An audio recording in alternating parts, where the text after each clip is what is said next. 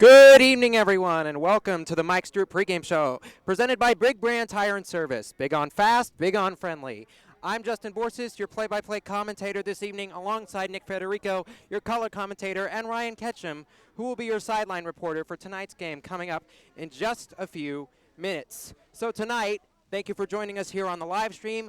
Moorpark will be playing El Camino College. They come in with a 3-1 record, and Moorpark is 1-3 respectively. Nick, today, what do you think on the offensive side of the ball for Moorpark? How did they continue their success scoring 20 points last week with Isaiah Johnson getting 200 yards in passing? Well, I think, as you'd mentioned, Moorpark, how they continue their success offensively, it starts with two guys. That is their quarterback, number 13, Isaiah Johnson, and number 5 for the receiving corps, Dylan Lee. Now, these two, without a doubt, seem to be the top two stars for Moorpark's offense. Dylan Lee leading the team in receiving yards with 323 and touchdowns with 3. Isaiah Johnson is a quarterback that Moorpark has not seen in quite a few years. In fact, he leads the team in touchdowns and also scoring with 5 touchdowns, 0 interceptions. He also has 3 rushing touchdowns and leads the team in rushing yards with 142.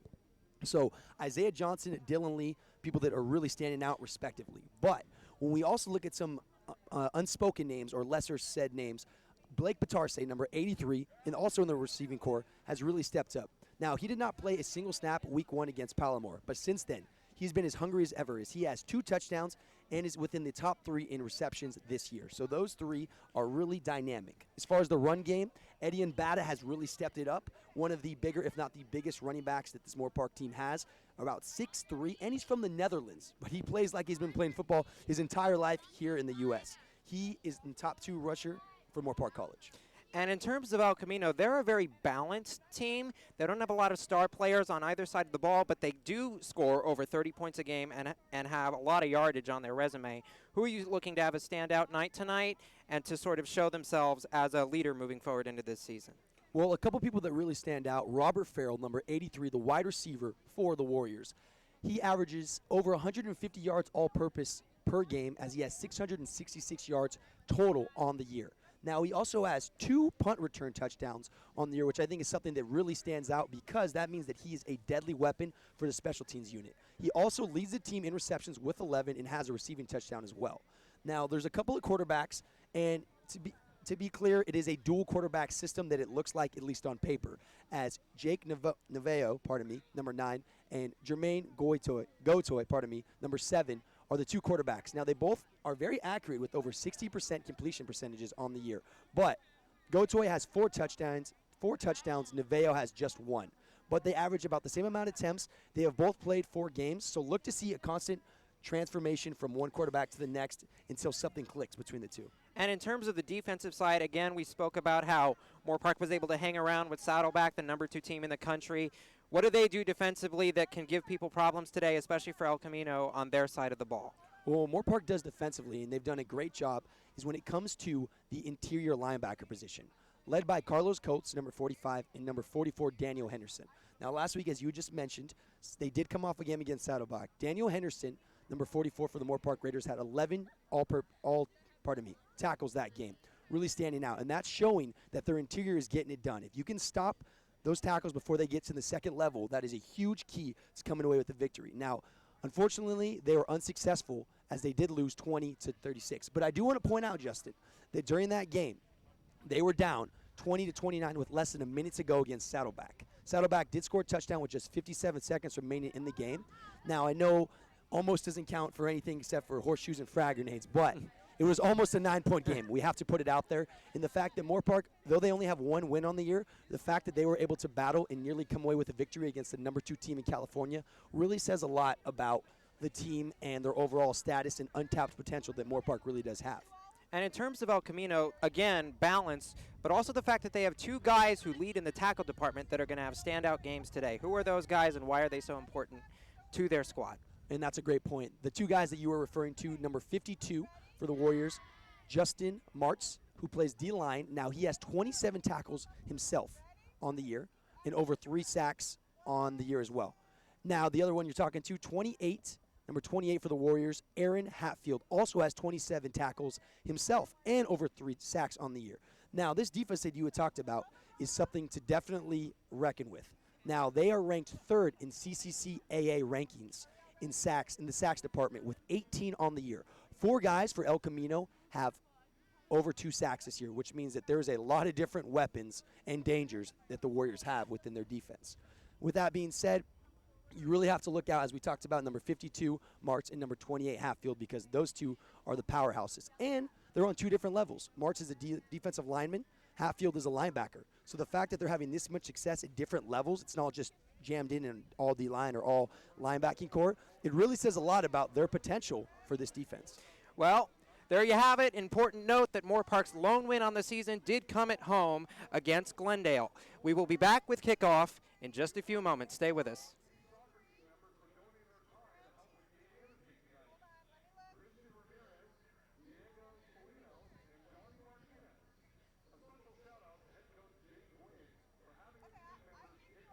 Cool. Killed it, bro. Good job. I felt the nerves, but you did it. You did it. Hey, it's all good. You got it done. It's all good. Now you have something to go off of, bro. Now you have something to go off.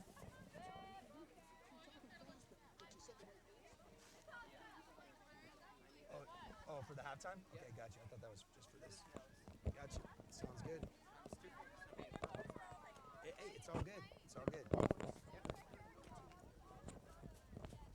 I could work on myself is not unloading all the stats in the pregame because I was trying to get everything.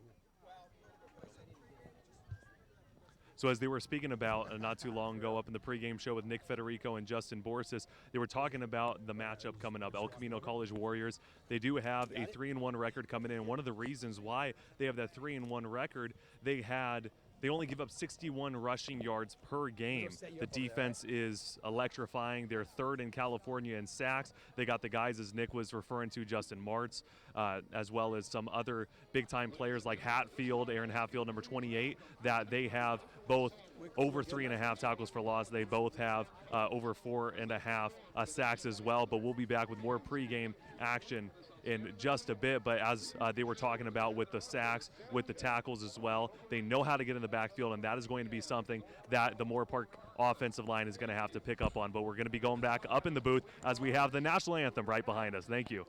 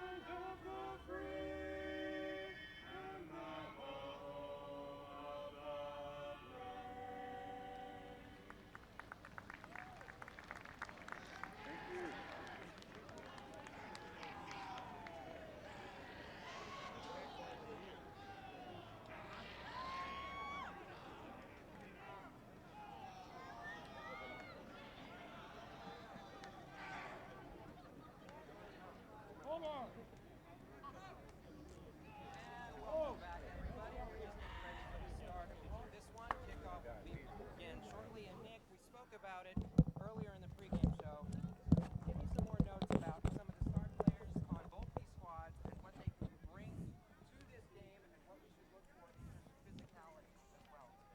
Well, I think that, as you talked about a little bit in the pregame show, these teams are coming on opposite ends of the spectrum.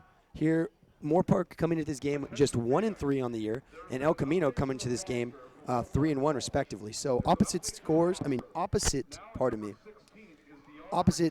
ultimate records. But what I'm really looking forward today in this game is Isaiah Johnson for Moorpark. He seems to be the light piece that they have been missing for the last couple years. And if you just watch his play in the last couple games, I mean, no interceptions, 5 touchdowns, 3 rushing touchdowns. He's definitely a dual threat. He's also a gunslinger. We've seen him throw it 50, 60-plus yards and hit his receivers in stride. I'm really looking forward to seeing that matchup against the El Camino defense, which is so successful this year. I mean, when it comes to them stopping the run game, they only allow 61 yards all game up until this point of the year. And on top of that, they only allow 22 points per game. So I'm really excited to see the matchup between Isaiah Johnson and the El Camino defense.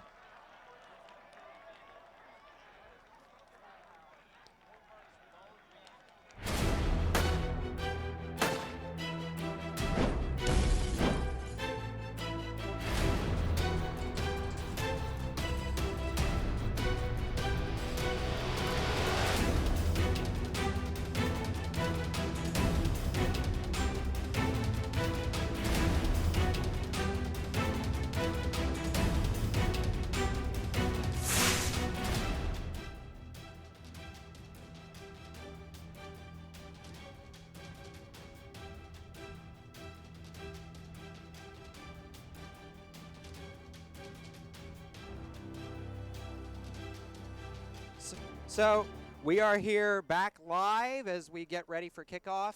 And Nick, we spoke about it a little bit in the pregame show in terms of home field advantage and what that may do for tonight's game for Moorpark. How important is that for this team?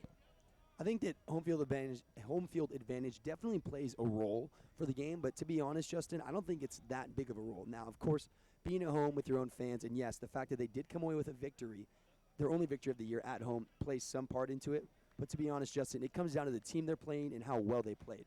They played Glendale at home, which Glendale didn't have too much success this year, and Moorpark was able to dominate on top of that.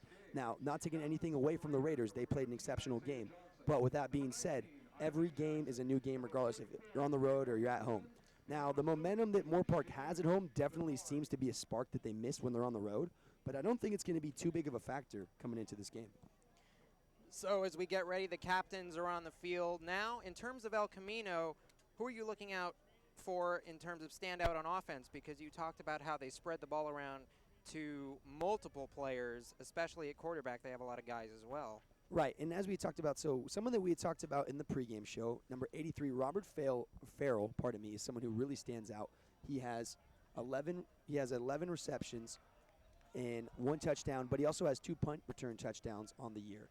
Now, Tariq Johnson is someone that we weren't able to get to, number 17 for the Warriors. He also has 2 touchdowns, and he has 10 receptions on the year. So I'm looking forward to Robert Farrell and Tariq Johnson having a game tonight and seeing what they can do against the Moorpark secondary. Will Moorpark need to also score early to get the momentum going and not play the field position game so quickly? Yeah, I think that definitely goes into play. The fact that Moorpark does need to get points on the board early. They need to be consistent, and they need to be able to defensively stop the points on the board. So stop points from going up on the board. So with that being said, yes. So they have taken the sidelines. The refs are discussing a couple of things as well here. And in terms of the kicking game, Coach Stewart has talked about the need to also minimize the constant need of punting as well, and the fact that the center, Shane Daftari, also has had some muff snap issues within the first few weeks of this season. How are they going to clean that up? What do you think will need to be done in terms of the communication on the offensive side of the ball? I think that communication can definitely be fixed. I mean, that seems to be a major problem here for the Moorpark offense, but I do think that ultimately they need to either switch out Daftari or they need to have got him a lot more reps than he's previously gotten in the year. I think that with the amount of difficulty they've had with Daftari, they need to have had worked on more snaps, more consistency with one quarterback, just him and Johnson before practice, after practice, during practice, to really build that chemistry. Otherwise, I think they need to put the next man up in that position. Moorpark is kicking away. It does mean they will receive in the second half as well. Back deep, a couple of guys back deep to return.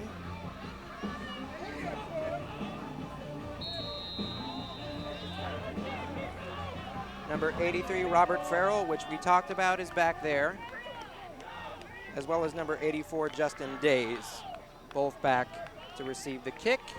We are underway. It's a short pooch kick. It's going to be fielded down at the 37-yard line by number 3,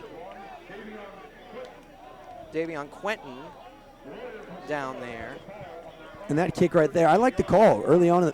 Moorpark is known for their pooch kick ability, and I think respectively they're not going to kick it deep to Farrell just because of his ability that he already has 2 touchdowns in the special teams unit this far. And so the offense will start at the 38-yard line.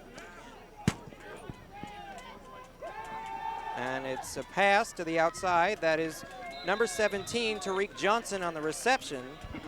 And I like the quick out, just trying to get the ball moving, some quick momentum, build chemistry, build some confidence for the team. And as we talked about, Tariq Johnson, the number 2 leading receiver with 10 receptions, 156 yards. So a nice gain there on second down and short now. Give to the back. It's an option to the outside. Keeper for the quarterback. And he gets out of bounds. A flag is down. Tariq Johnson, once again, they're going to him back-to-back plays. And I do want to make a correction there. It was 156 yards that he has on the year. He's the number 1 leading receiver for the wide receiver position. See what this flag is about here.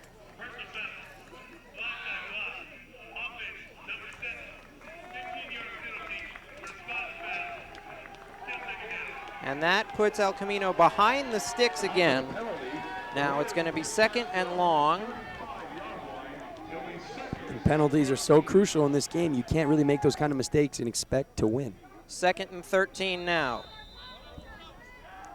At the 35.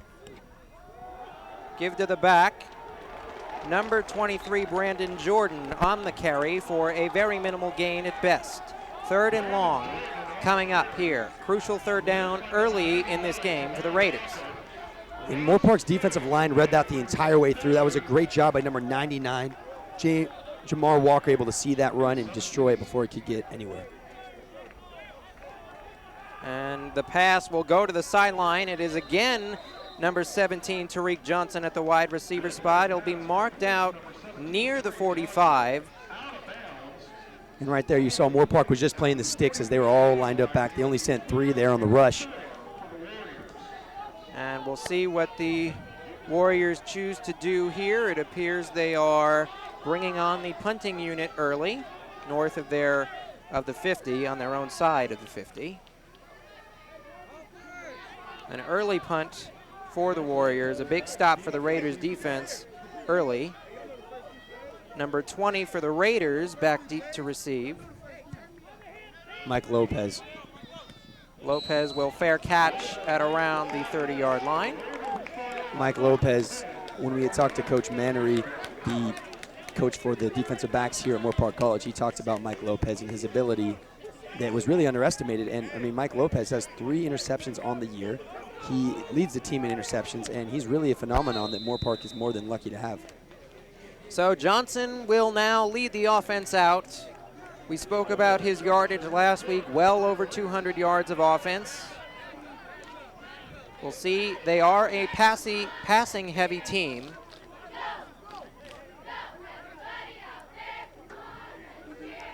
In motion is the wide receiver.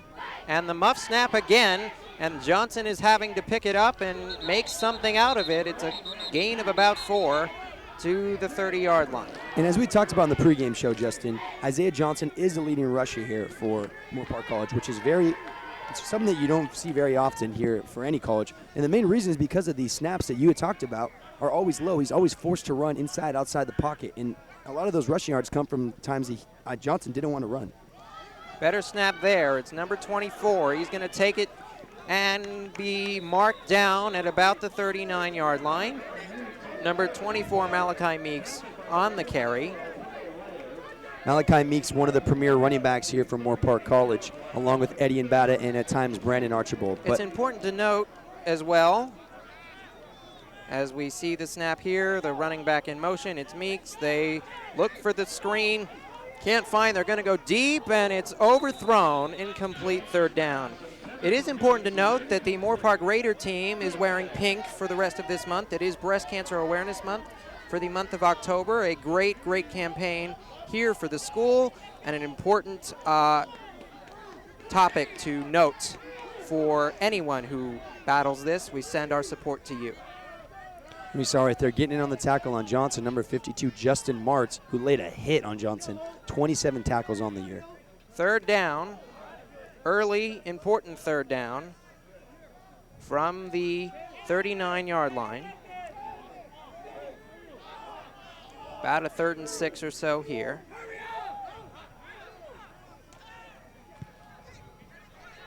Going with that quick punt. Quick punt, it must have been a 4th down. My mistake there. And El Camino will get their second possession on offense. What do they look to fix in the next stanza here? I think that offensively, El Camino did everything they were supposed to, minus the flag. That penalty, the blindside block, really hurt them. We saw they had success on every single one of their passing attempts, all going to Tariq Johnson, and then once again Johnson on the Wildcat carry. But when it came to just a conditional run play, they had no success. And the snap, they'll give to the back. He tries to take it right up Broadway and can't get anything with it. A gain of maybe 1. 2nd and 9. And we had talked about the dual quarterback system here at El Camino. Right now we have number 7 in for El Camino, who is leading the charge for this drive, that being Jermaine Gotoy, who leads the team with 4 passing touchdowns. They're going deep. Hit as he throws, an adjustment, and it is nearly picked off, but fallen incomplete down near the 27-yard line. Mike Lowe right there. Once again, we had talked about him a little bit earlier on in the game.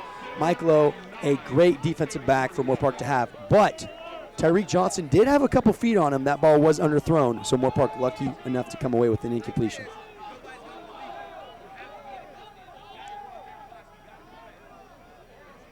And so it will be 3rd down yet again. An important down. Jake Novello at quarterback, important to note there. And looking to the sideline for a play. And they will, did they get a timeout off? They did, luckily before the play clock expired, and they will have to talk it over. Just to clarify, that is the Warriors who are taking their first yes, timeout of the Warriors game. timeout. 2 timeouts remaining. And while we have a moment, we would like to thank some of our sponsors who make this broadcast possible. Without them, we would not be able to do what we do, and we thank them for their efforts as well. U.S. Army, go on business trips with a company like no other. U.S. Army. Big Brand Tire and Service, big on fast, big on friendly. Wells Fargo Bank. Wells Fargo is recommitting to help all of our customers succeed financially. Wells Fargo, established 1852, re-established 2018. And we are back. It is once again a 3rd down. Moorpark having success early on. They already forced 1 3-and-out. Let's see if they can do it again. Sean Prejean at running back as well if they choose a draw play on this 3rd down.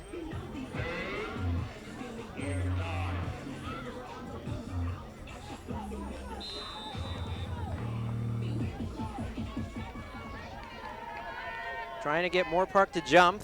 They do not do so. They hold their ground. Checking at the line. Running back in motion in the back, and then it's definitely a pass play. He tries to scramble away and is sacked. Dropped back at the 20. Antoine Wynn, the premier leader when it comes to the defensive line for Moorpark College. Antoine Wynn had an exceptional game last home game here against Glendale when he was the one that picked up that scoop and score made by Daniel Henderson and had that nice 40-yard scoop and score for a touchdown. And all of a sudden, they will back it up and have to punt and see if Moorpark will get good field position here. It is Lopez once again back to return.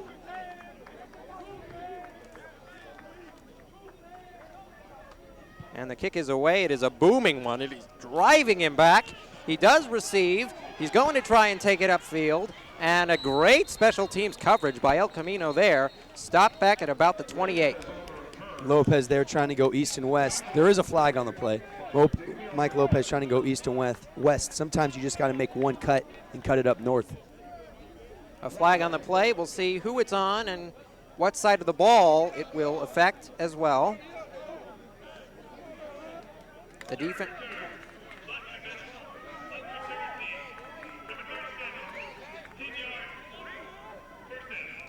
Block in the back will push the Raiders farther back into their own territory. That was against number 37, Isaiah Pleasant.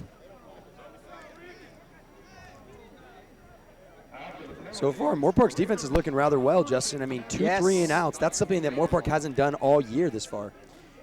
And so it will give them confidence as they start at the 18-yard line. Johnson under center again. 4 wide receiver set. 1 in motion. The snap. They give it off. He runs it right up the middle on a nice run of about 8 or 9. We got 9:40 to go here in the first quarter. No score early in this one. And that's Eddie Mbata, who we had talked about. Just a specimen when you look at him. 240 pounds, 6'3" as a running back. And he has got some wheels behind that weight. And when you see guys that are about 6'3", 6'4", 240 plus, they seem to tend to be a little bit slower. But Eddie Mbata moves as if he's 5'9", 150 pounds. And he is definitely not afraid to lower the shoulder as well and get physical with those runs. In motion is the receiver again. They go with a quarterback draw up the middle, and he's got a nice gain again out to the 40. Johnson showing his wheels. He's got the ability to run as well. And as you had talked about, someone that likes to lower their shoulder, Isaiah Johnson, we have seen, does not mind and I think rather prefers to lay a hit every time he runs the ball. He does need to be careful, though, as Trey Johnson, a great backup, they do have, but Isaiah Johnson definitely doesn't want to injure himself on anything careless, like trying to pick up an extra yard or two. Well, and I'm sure the coaching staff would rather him not lower the shoulder as well. First down at the 39-yard line. And Johnson knows about winning. I mean, he did win a state championship at Crenshaw High. They motion the receiver. It will be a pass. They're coming with pressure. Over the middle, it's picked. It is picked. He's got room to run. To the 40, knocked down at the 32-yard line. That is number 42, Justin Sanchez with the interception. Sanchez reading that the whole way through. I think Isaiah Johnson just didn't see him sitting there in the middle of the field. But that's a give-me play for for Sanchez, as that was thrown right to him. Eddie Mbata, though, tracking him down after just picking up about a gain of 15 on the return. But there's an interception that Moorpark would like to have back. And the Warriors are looking to move fast in plus territory, starting at the 32-yard line.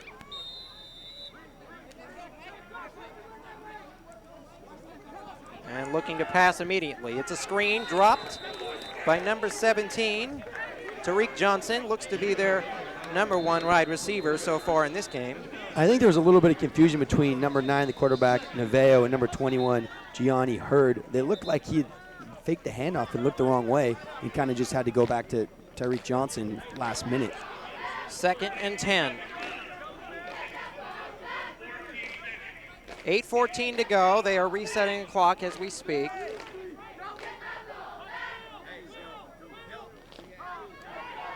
And ticking, no score here. This is what we talked about. Moorpark starts the game off strong, or pardon me, they usually have a little bit of a rough time starting the game off strong, but then they start to get into a rhythm. Right now, they started the game off strong, but it seems like they're losing their rhythm after that interception. And after the clock issue is fixed, they're looking for a run. It's a delayed draw. It's a gain of about 3, down to about the 30. Excuse me, it's a gain of 2 on the play by the halfback. Right there, that run was by number 21, Gianni Hurd. Something that should be noted, we talked about in the pregame show, El Camino has yet to have a 100-yard rusher on the season going into week 5. And the snap is good again, and he slips and falls. He had a running lane. Gianni did have a running lane and was not able to burst through the hole there. It will be 4th down, excuse me. So we'll see what El Camino chooses to do, whether it's a long field goal. It looks like they're keeping their offense on the field. They are keeping them on the field. The snap, looking deep, going long, And just out of the reach of the wide receiver, incomplete, out of bounds. That was a great throw there by Jake Neveo. He led his receiver all the way, but just out of the arms of the intended receiver on that one. And so Moorpark will take over on downs. Moorpark's defense coming in clutch the last 3 drives now. Really making up for that lost effort by the Moorpark offense.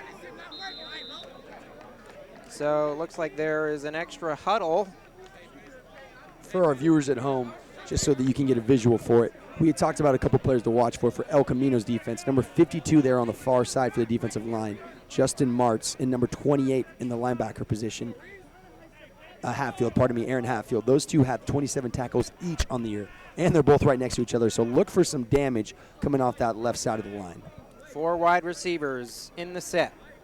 Johnson, the give. And outside, and a nice lateral run, knocked out. See where they mark him, near the 40. And that is Malachi Meeks on the run. Looks to be in a little bit of pain. He is wincing on the sideline. We'll see if our sideline reporter, Ryan, can get a look over there in a few minutes, see if he can. And he does have something. Ryan, what do you got over there? What are you seeing? Is that Reed Smith, by the way? So right now, yeah, as you were mentioning, Nick, that was Reese Smith. Reese Smith, number 80, one of the wide receivers from Moorpark College. He has some tape on his right knee and is just kind of holding it, so hopefully he's okay, but he's just kind of wincing with pain on the sideline right now, talking to a trainer. See what Moorpark can do to maximize others' opportunities. It's a QB draw. He's got room to run again, trying to get out of bounds, and does. A very effective run at the 45 by Johnson. Johnson is more elusive than I think people give him credit for. I mean, he is listed here at 6'2", Isaiah Johnson here listed at 6'2", 225, but he moves so elusively that at times you forget how ultimately big he is. I mean, for someone 6'2", 225, he's able to move and run as if he's a running back, and that's something that most quarterbacks do not have the ability, or they do not possess. It is a first down at the 45. And they're looking to bring pressure. They get 4 in the box, does El Camino, and it will be a run up the middle again. Gets popped at the 50 and goes down. That was a very hard hit. Number 6. Number 6, Logan Taylor on the hard hit for El Camino. It will be a 4th down, and they are bringing the punting unit out. That was a fumble on the play. That was a fumble on the play that Logan Taylor laid a hit so hard that El Camino was able to recover right away. But what a hit. That was a key tackle. He had a form tackle. He lowered his shoulders, wrapped up, put his helmet right where the ball's at. That's exactly what you want to do as a defensive player. So 1st and 10 at midfield for El Camino. Looking to run up the middle. A little bit of miscommunication, and Moorpark plays it well. And now they're saying the ball came out again. Moorpark is saying they got it. And it looks like they do. The refs haven't signaled yet. No, they are saying it is 2nd down. They are calling the runner down. It will be 2nd down, down on contact. What a play, though, by Moorpark. We saw 7 Raiders swarm the ball, but unfortunately they're saying his knee was down. So it is 2nd down, again at midfield. Another run up the middle. Stays on his feet, but then gets brought down at the 48-yard line. A minimal gain. It will be 3rd and medium. Yeah, that was Carlos Coates right there, one of the 2 leaders we had talked about for Moorpark College, along with Daniel Henderson leading that middle charge there. 5:43 ticking, 1st quarter. No score early, a defensive affair to start. 4 wide receivers. If Moorpark can come away with one more 3 and out, that'd be crucial. Minimal pressure, but the ball is inaccurate and incomplete. It will be 4th and 11. And El Camino will look to punt. Moorpark's defense really stepping up to the challenge that El Camino brought to this table. Coming into this game, El Camino averaged over 33.5 points per game. Tonight, they're still held scoreless as we start to get down to the end of the 1st quarter here. Shelton back to return again. Mike Lopez back to return for the Raiders. Couple of booming kicks early, and they blocked it. It is blocked and tipped up in the air. Picked up by El Camino, and that tip was very beneficial for the Raiders. Zach Jones. Zach Jones, Got the what tip. a play. Read that the whole way. That's how you get yourself on the starting unit, making plays on specialties. Specialties, a lot of these players don't want to take it serious, but they don't understand. People like Zach Jones, number 31, that's how you get a starting spot, is you show your worth and you show your coaches that you can do a lot more than just run down and make a tackle. That was a huge, crucial momentum shift for Moorpark College, as it is still scoreless here in the first quarter. Scoreless, 5:23 in ticking. Moorpark will come out on offense in plus territory at the 48. Excuse me, the 47-yard line. Johnson back at QB, see if he can get some rhythm on offense. 3 wide receiver set. El Camino packs the box with 4. Looking to bring pressure. In motion is a receiver. They're going with a sweep. Outside, got blockers, and a good gain of 7, knocked out of bounds. And that's Keonta Skinner, someone that we had talked about actually prior to the season starting. Stewart had talked about the kind of wheels that Skinner has, and it makes all the sense in the world why they're trying to get him the ball, especially on these little swing routes. So it will be 2nd and short.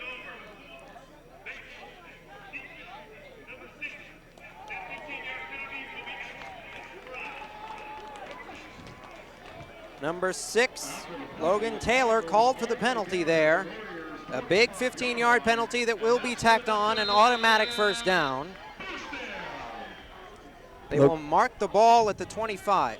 Logan Taylor, just last drive, coming up with that exceptional fumble, all for nothing now as Moorpark has the ball back. They weren't able to score, and now he just added on a 15-yard penalty at the end of the play, something that did not need to happen.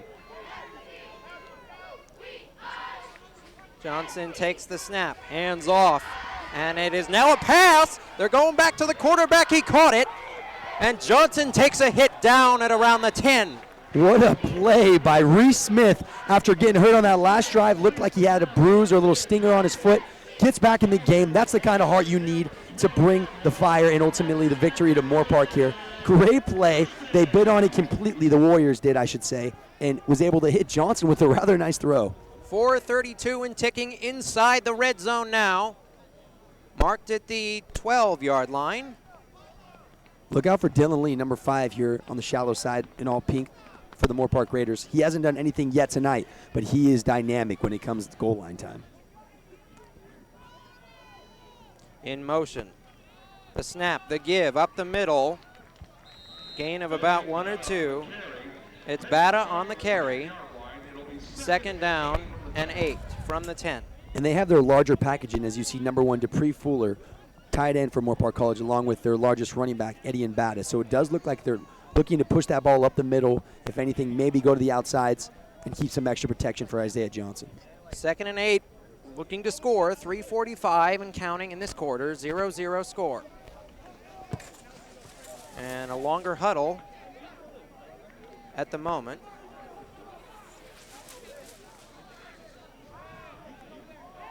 Lee down there on the shallow side. Lee, they're going with a quarterback draw. He's got an opening. Touchdown Raiders right up Broadway. There is a flag on the play. There's a flag on the play. Dylan Lee's helmet does look to come off, but Isaiah Johnson has spectacular vision when it comes to in between the 2 hash marks right there. Had a great blocking by the offensive line, and he was able to literally walk in, as we saw him, into the end zone as Moorpark comes away, if the play holds, with the first points of the game. 3:20, they have not put the score on the board yet. Moorpark is signaling that the score is good. We will wait for the official word.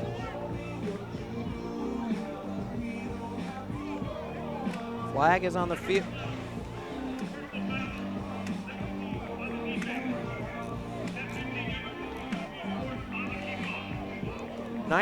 Eric Russell with the penalty. It will be enforced on the kickoff. The touchdown is good, and they will go for the extra point. It is 6-0 with 3:20 to go in the first quarter. And I think that's going to be a personal foul as Dylan Lee's helmet came completely off during that play against Russell. The snap, the hold, the kick is no good. No, they call it is good. It just snuck through the upright up the middle. Moorpark coming away with the first points of the game. A spectacular drive there on all cylinders. We saw that they pulled everything out of the bag book on that one. And so it is 7-0 Raiders with 3:20 to go. And while we have a moment, let us thank some more of our sponsors, because without them, we would not be able to do what we do for this broadcast. Starting with UCLA Health is a proud sponsor of Moorpark College Athletics, with neighborhood offices in Simi Valley, Porter Ranch, Thousand Oaks, Ventura, and Westlake Village. The very best care now is closer to you. UCLA Health, it begins with you. And we're back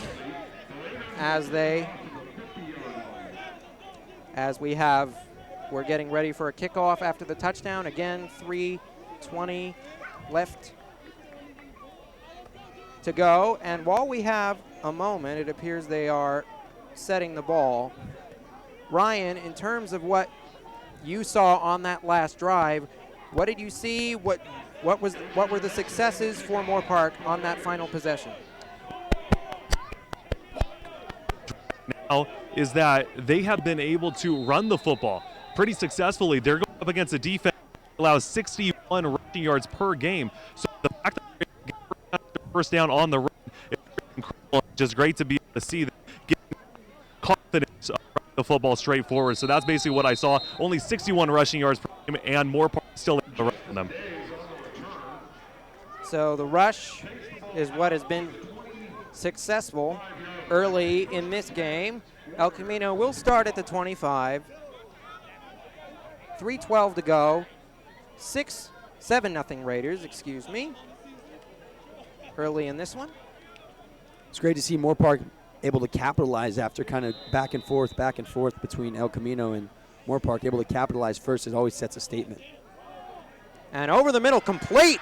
And he's got running room down to the 47-yard line. That is number 83. Robert Farrell. Robert Farrell, one of the guys we talked about early in this game and in the pregame show. Came into this game leading the team in receptions with 11 as he stacked up right behind number 17, Johnson. They go quick.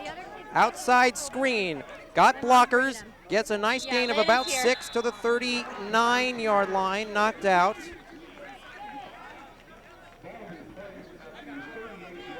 That is number 85 who is coming off the field, Noah Scobus.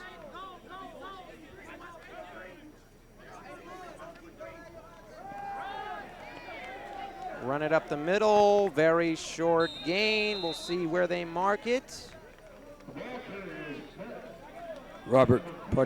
Carlos Coates stopping that run, but not fast enough as they're still going to pick up the first down on there. They are moving the chains, exactly correct there. First down for El Camino. The Warriors, thus far in the game, love to spread their wide receivers all across the field, keeping Moorpark's defense very uncontained. And they're looking to pass again. The ball is tipped in a dangerous position there. It will fall incomplete, second down. 2nd and 10.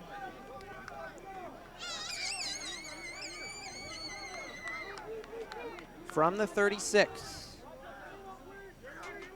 Snap, the give, they're going to run, and it is a nice hole that he pushes through. It is down to the 30, a gain of 5. Henderson almost met him back there in the backfield, just slipped right through the right side of his arm. These closed tackles, these open field tackles are so crucial. Moorpark has to be able to execute on them. And it is, now they're going to play action. They're going deep. Caught. Touchdown. Warriors. What a pass. Throwing that right over his defender, number 21, Peyton Shelton, that veteran secondary leader that we had talked about, the only returning starter for the secondary for Moorpark College. Just got beat on the long route to the end zone.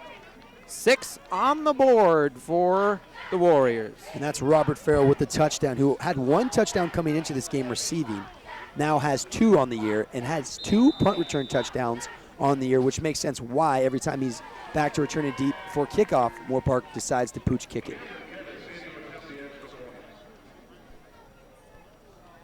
Be up for the extra point. It is good. And it is all tied up at 7 with 1:46 left in the first quarter. And while we have a moment, let us thank some more of our sponsors, because without them, we would not be able to do what we do, and they provide us with the opportunity to give you a broadcast this year. We'll start with Pegasus Transit. We are the answer to your transportation needs. In-N-Out Burger, freshness you can taste. Simi Valley Auto Center, proud sponsor of Moorpark College Athletics. DCH Lexus of Oxnard, proudly supporting education and Moorpark College football. Lexus, experience amazing.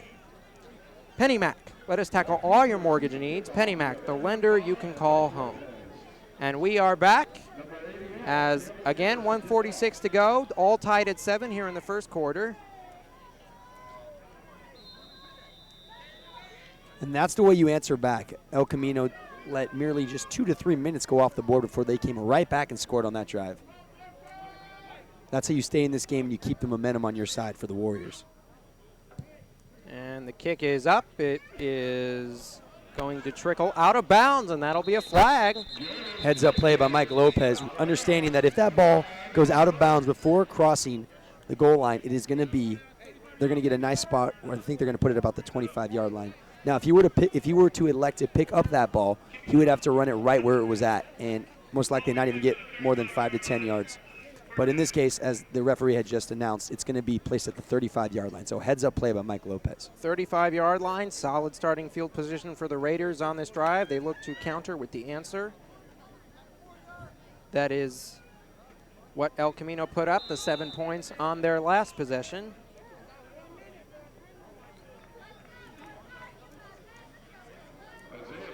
Right now, as you see them coming back on out to the field right now, Isaiah Johnson leading the charge once again. Let's see if he can have success like he did last drive. Malachi Meeks at running back. They'll motion, and it looked like he was trying to pitch it, but couldn't figure out who to pitch it to. He eats it, and it will be marked at about the 30. That's Johnson on the carry. Remind me of Le'Veon Bell right there. I don't know if you've seen that meme or that GIF, Justin, but Le'Veon Bell's reading the hole back when he was with Pittsburgh. And he's sitting there for a good solid 2 to 3 seconds before he accelerates. I think that Johnson was doing something similar as he was trying to wait to see if a hole was going to open up. Unfortunately, you can't take that much time to wait for a hole to open up, as it resulted in a loss. Number 52 for El Camino, Justin Martz, is back in the game. Substituted in on defense. Motioning. They're going to give. It's a screen. It's and stopped at about the 33. That is number 84 for the Raiders. Alex Sardi. Alex Sardi, used in many positions last season, including fullback. At wide receiver, there.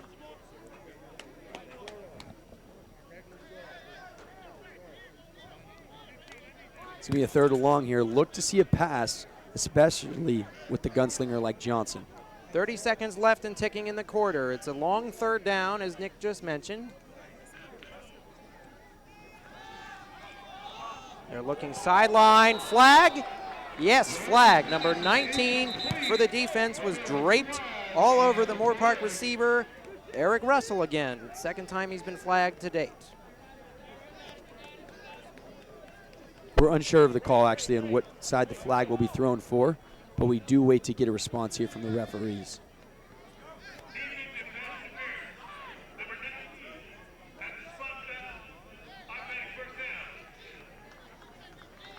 So 15-yard penalty. They will mark it at the 40.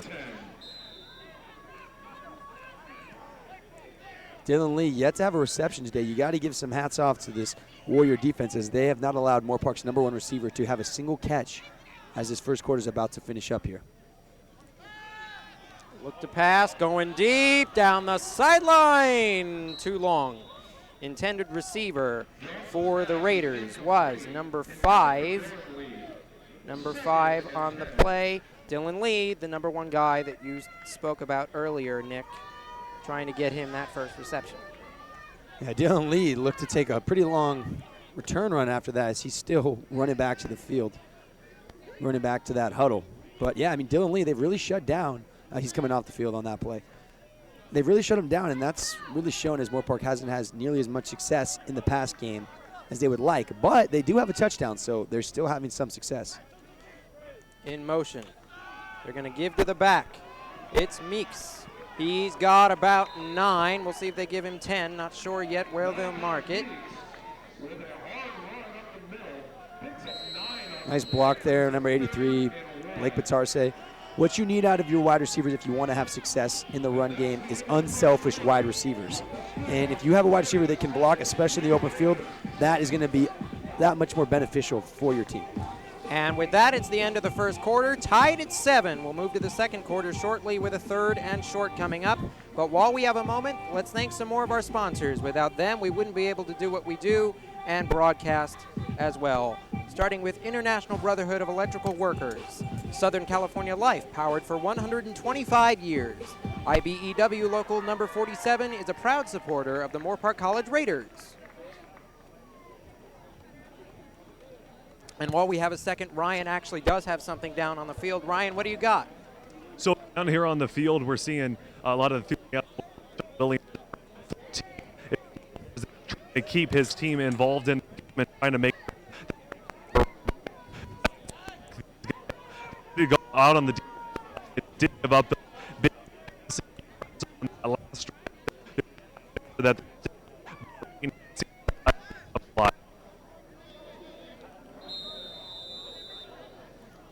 and so with that report, thank you, Ryan. The Raiders are back on offense. They've marked the ball at the 48-yard line at the start of this second quarter. Third and short at the snap. Johnson under center. He's going to give it off. And it doesn't look like. Swallowed up there by Aaron Hatfield, the leading tackler for the linebacking core. And coming into this game, the co-leading tackler along with Justin March. That was Aaron Hatfield, number 28. 25, Brandon Archibald, a name we haven't seen much of this year. On the carry, it will be fourth down, a big stop for the El Camino Warriors. And I'm surprised on the call to go with Brandon Archibald in a position of a third and short when you have Eddie Mbata and Malachi Meeks that are much bigger in size and stature. But Brandon Archibald does seem to be their go-to guy when they're trying to go for an outside run, as Moorpark was doing on that last play. Robert Farrell back deep to return again. The snap. The kick is away and nearly blocked, but he did get it away. Call for a fair catch at the 28-yard line, excuse me. Robert Farrell on the return. They're one of their stars here for the offense and the Warriors. And the Warriors will come back on offense, still clearly within striking distance. It's a tie game in the second quarter, 7-7 with 14:07 left in the half. And so they do have 4 receivers set. Moorpark does have some bigger defensive linemen in Ivory Jackson, and also number 2, Eric Mateo. And it is a play-action pass, and it is number 83, Robert Farrell, who gets up to the 50. Clear first down. Robert Farrell looks to be that X factor that the Warriors really love to use. There is a flag.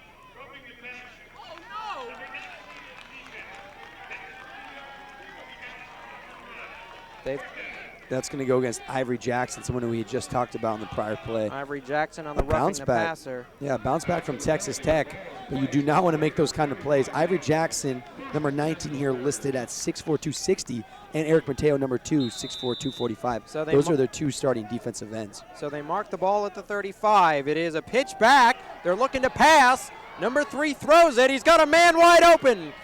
It is short. Do they mark it as a catch? No, they are signaling it is incomplete. It hit the ground. Number 3 on the pass, a little trickery, Dion Moore. And what a throw by Moore. That was thrown down there at the 50-yard line. That was a 50-yard throw by a wide receiver. Just inches farther, that would have been a touchdown, but you got to give props to Moore, and if you're number 17, Johnson, you got to make that play. You're not going to get an opportunity like that again, as Moorpark will definitely make sure to play more conservative after a play like that from the Warriors. So second down now after that inventive call. The snap, it's a quarterback draw, and Moorpark has got it wrapped up. That's a loss.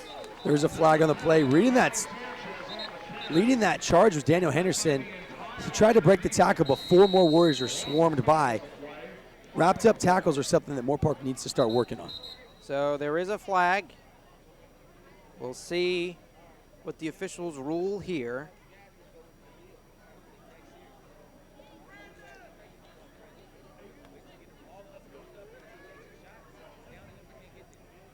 Currently, the QB situation has looked pretty solid.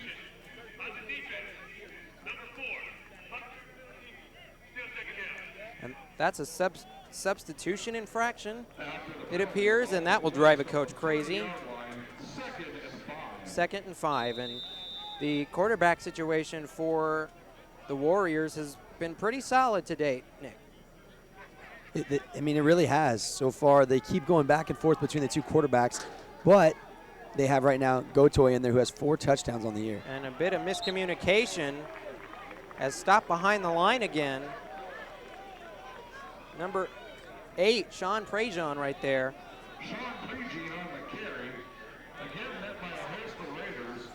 Besides that one blown coverage there early on by Moorpark, 3rd and long. They've been playing rather exceptional defensively. 3rd and long, 3rd and 11. Whistles blow.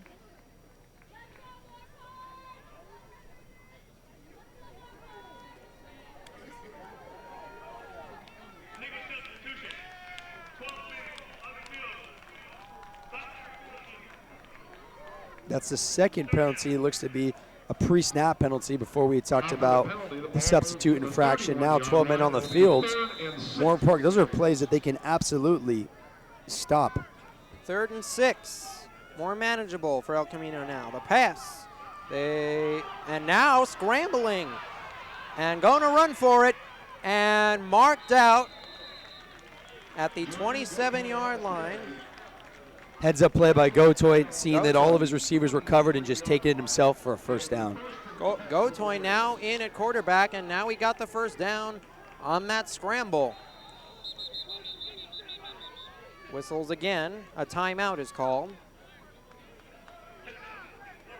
Moorpark calls it.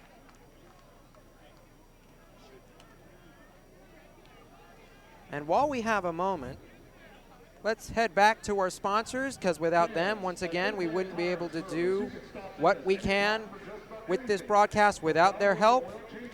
DCH Auto Group, delivering customer happiness. Corner Bakery Cafe, Simi Town Center, proud to support Moorpark College athletics, breakfast, lunch, dinner, and catering. Matera Design Consultant, for all your design, layout, and production needs. Contact Vince Matera at vmatera@earthlink.net. Matera Design Consultant. Los Robles Health System has been your source for your family's health care for more than 50 years. Award-winning care closer to home. And we are back. It is 1st and 10 with 12:22 left in the 2nd quarter. 7-7 score. A run up the middle is clearly diagnosed by the Moorpark defense and stopped. What a hit by leading that charge, number 44, Daniel Henderson. One of the big sluggers there for the defensive interior in Moorpark College. 2nd down. Brandon Jordan on the carry, a loss of 1. And now a rollout. And it is a short pass up the sideline. Nobody there to block. And he gets stopped at around the 8-yard line. That's the hardest thing to do as a defender there, is you have to be able to cover 2, as you saw right there, trying to cover the wide receiver and the quarterback at the same time. It's almost impossible to come away with a win in that situation because you're covering 2 guys at once. Herman Gotoy again in at quarterback on that pass.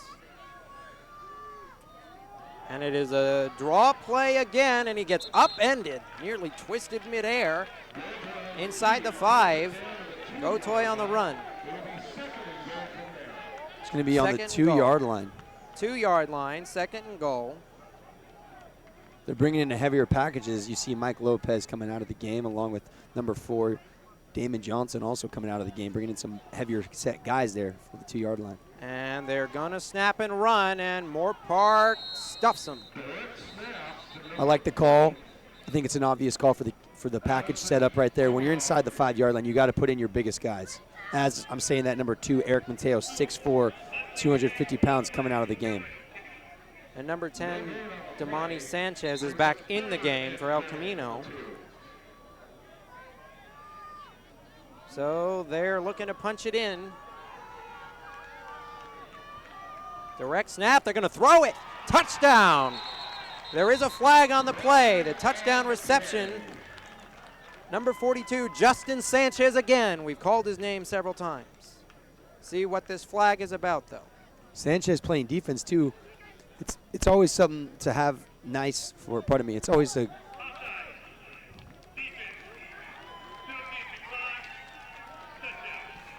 great problem to have for a team when you're able to put your defensive players in offensive positions right there. We talked about Sanchez making a tackle earlier, now coming away with a touchdown. Well, and that penalty was on the Moorpark defense, so the touchdown will count. Extra point on the way. 13-7. 10:44 ticking in the second quarter. The kick is up, and it is good. It is a 14-7 game. 7-point lead now for the El Camino Warriors. Moorpark looking to come out next on their next drive.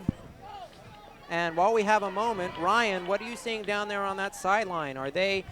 Is Moorpark still in good spirits, still in this fight? What's the vibe down there? Yeah, so Justin, they are still in good spirits. Right?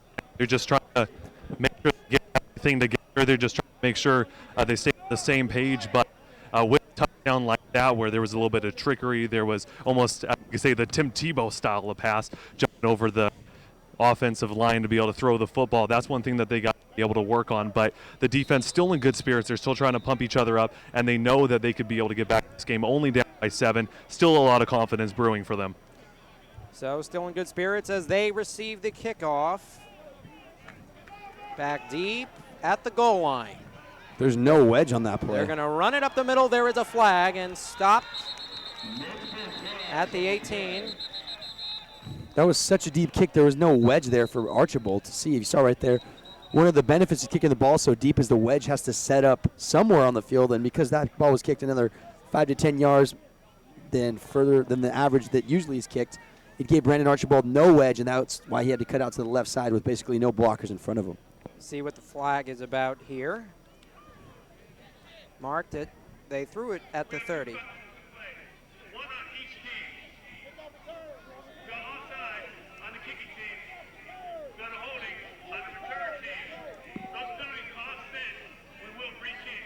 So there were 2 penalties, each on one team, and those penalties will offset, so they will have to re-kick. Archibald, you said earlier, Nick, was back to return. We'll see if they have a better job at the wedge that you specifically mentioned with the second chance here. Back there, Eddie Mbata, someone that I think would enjoy getting that ball to him just because of the amount of collision contact that you see on special teams. Eddie Mbata loving to lay a hit every time he has the ball in his hands. So we'll see if Bata is going to receive it this time or if it is once again Archibald back deep to receive. The kick is once again away. Booming kick. Booming, and it is again back at the goal line, received by Archibald. He's going to take it up the middle and break it outside, trying to get the edge. Does he have the corner? He does. They'll mark him out. Archibald, you know, sometimes I don't think people understand how fast he is right there. Literally beating half of the team to the sidelines, but not before picking up 10 extra yards. Right there, he had no wedge once again, so he had to just cut it outside. Brandon Archibald's a veteran on this team that's been on this team since last year. We saw him a little bit more in the running back position last year than this year. Now, this year, there's a little bit more competition between Bata, Meeks, and Archibald himself. But Moorpark does have a really good problem in the fact that Archibald is someone that can play the slot position, or he's definitely more of your outside runner. Malachi Meeks is someone that you can put in for those inside runs along with Eddie and Bata, but Bata can also play tight end. They mark it at the 22. Johnson in the shotgun again. He's going to give off. Bounces it to the outside again. He's got space at the 40 and knocked out at the 46. That is Bata again. Phenomenal 25-yard carry there by Eddie and Bata. saw the hole and lowered his shoulder, and that's what you got to do. You can't think or stutter step. When you see a hole like that, you just got to lower your shoulder and run right through. Bada had so many wheels on that one. He was able to pick up 25 yards before any defender came near his feet. 25-yard gain, marked at the 46-yard line. 47-yard line, excuse me. In motion is the receiver. Once again, it's a give up the middle and a gain of a couple near the 50. Bada again on the carry. And now they're saying the ball came out. El Camino is saying they had it. The officials, however, marked him down. They will mark it at about the 49.5. Second down and 2. No, I'm sorry, second down and 8. 2-yard gain. Second down and 2 would be a little bit nice. That'd be a rather generous spot for the ball. One for the cookie jar. And now we are second and 8, a receiver in motion. And it's a quarterback draw, and Johnson cuts it upfield outside, first down. Johnson had that option read right there. You saw Bada was about to take the ball, but Johnson last second saw that all the interior linebackers bid on that, and he kept it himself. That is what we call a college level read right there. He was able to see very last second and keep it himself, avoiding a loss on the tackle for Bada and instead making a gain for Johnson himself and picking up the first down. 8:55 and ticking in the second quarter. 14-7 lead for El Camino. First and 10, marked at the 41. Snap, and again another give to Bada up the middle. He takes a shot and knocked down at about the 34-yard line. Coming in there, that's one of the players that really lays the wood for the Warriors, number 6, Logan Taylor. But I don't even think he wanted all that, as you saw him turn his shoulder last second. Bada has quite a few inches and pounds over Logan Taylor, as he is 2 inches taller and 40 pounds heavier than Taylor. A gain of 5, they mark it at the 35. 8:11 and ticking. A longer huddle there, trying to slow down the pace a little bit, is the Raiders. Bada in the backfield again, a 4-wide receiver set. In motion, Sardi. And it is a draw up the middle again. Near the 30, 31 they will mark him. Close to a first down. And you know what the saying goes, if it ain't broke, don't fix it. Right now, having so much success in the run game, Moorpark going back to it every single play because they're having so much success. No answer on the Warriors side for the run domination by the Moorpark Raiders. 3rd and inches, they have brought in Reese Smith. The Raiders have, that is. Brought in Reese Smith on this play. 7:22 and ticking, 14-7 game once again. A crucial third down here in the second quarter. Right on the fringe of field goal range in some respects. And a timeout is called. That's Moorpark's second timeout of the half. It will be Moorpark that calls it. They have one timeout remaining, an important one there. And while we have a moment, let us thank some more of our sponsors, because without them, we cannot have this broadcast possible, and we would like to thank them for their efforts. Custom Pie and the bar next door, wood-only oven pizza, 17 craft beers on tap, wine by the glass, appetizers, pasta, salad, and more. Home of the Raider Happy Hour and each home football game, after each home football game. Marketplace, official supplier of trophies, awards, gifts, and apparel of Moorpark College Athletics since 2007. Coca-Cola celebrates, helping athletes power through with Powerade. Corporate Graphics Communications, official signage company of Moorpark College Athletics. Jan's Marketplace. Cheers to a successful season, proudly supporting Moorpark College Athletics. The Hat Restaurant in Simi Valley since 1951. 68 years of serving the world-famous pastrami, burgers, dogs, chili, open 7 days from 10 a.m. to 11 p.m. www.thehat.com. And we are back. Again, a crucial 3rd and inches at 7:10 remaining in the second quarter. A 14-7 game. El Camino does lead. This is a huge third down for Moorpark, as they are down by 7 points inside their own 40. Keep an eye on Bada. Sardi in motion. Bada, no, it will be Johnson who takes it. And he gets the yard. It's enough for a first down. 7:04. They will stop the clock momentarily to move the chains. Johnson once again picking up these first downs. Keep that ball moving.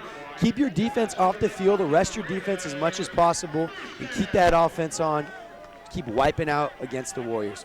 And Go ahead, Justin. they are using Archibald a lot. He has come back into the game now, as well as number 13 for the Raiders. Excuse me, Isaiah Johnson must have just gone off for a second just to get a play. As I talked about, they have Archibald in the slot right now. They're going deep. He's looking long. And it is incomplete. 6:36 with left to go. You can hear the crowd's response there. They wanted a flag. They wanted a flag, and they didn't get one from the referees.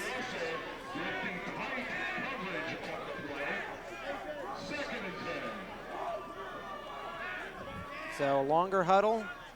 Johnson went back to the sideline to get yet another play. Kind of strange there. No I think call. this is Lee. He's not even in the huddle, was he? He was just standing by himself. The 30. I'm surprised that he even knows what the play is. Unless it was pre-planned and he knows the route he's supposed to run. They will He's going to get give the ball. it to Lee. And that might have been designed from the get-go. Down to the 18, that's a first down. They're moving the chains with 6:26 and ticking. I think that is, correct me if I'm wrong here, Justin, but I'm pretty sure that's Dylan Lee's first reception of the night. And we're halfway through the second quarter. They will look to use him more as the game progresses. Moorpark, methodical pace, looking to put together a nice drive. Bata in the backfield again. 3 wide receivers set this time. In motion, Sardi. They're going play action. Over the middle again. It's complete to Lee. Dives. Touchdown, Raiders. And excuse me, that is not Lee. Dupree Fuller, what a play. Taking a shot, staying on his feet, jumping across for the touchdown. That's the kind of athleticism they're looking for. We talked to Mike Stewart before the season started. He talked about why Fuller deserved to wear number 1, and it showed right there. He doesn't make plays often, but when he does, the kid can score. And it is a 14-13 game, 5:55, as Moorpark looks to go for the extra point. And while we have a moment, Ryan, what are you looking to see down there? Obviously, excitement on the sideline, looking to tie things up as they get into their set for the field goal. What are you looking for down on that sideline?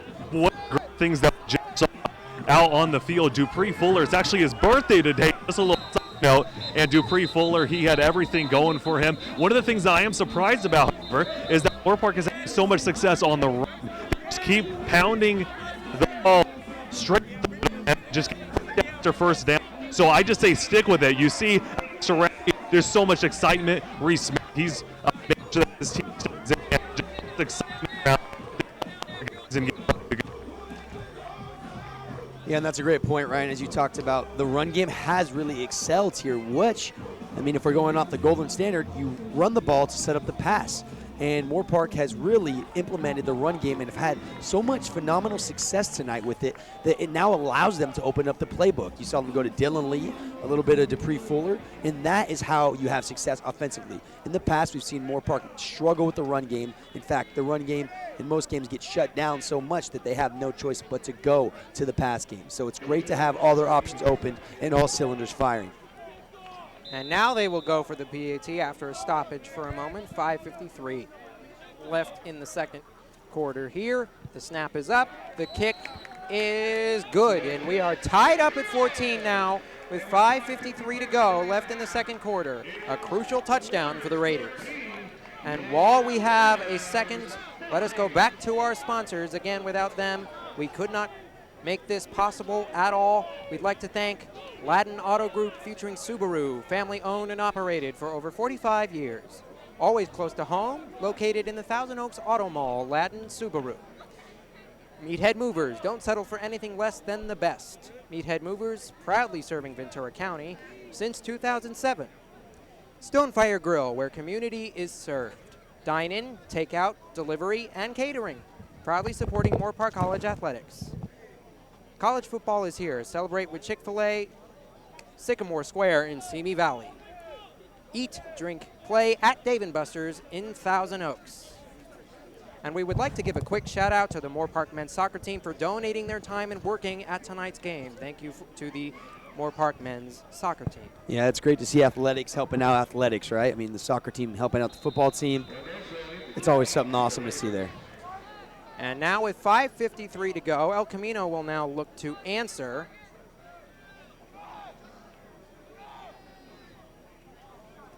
The kick is away. It is a pooch kick. And tipped up and caught. There is a flag down, but Moorpark has come away with it. Jubilation on the sideline again. We will see what this flag is for. Damon Johnson, what a heads-up play. There is a flag. Coaches going away from the sideline, nearly almost a quarter of the way on the field. The officials were trying to push them back to their respective areas.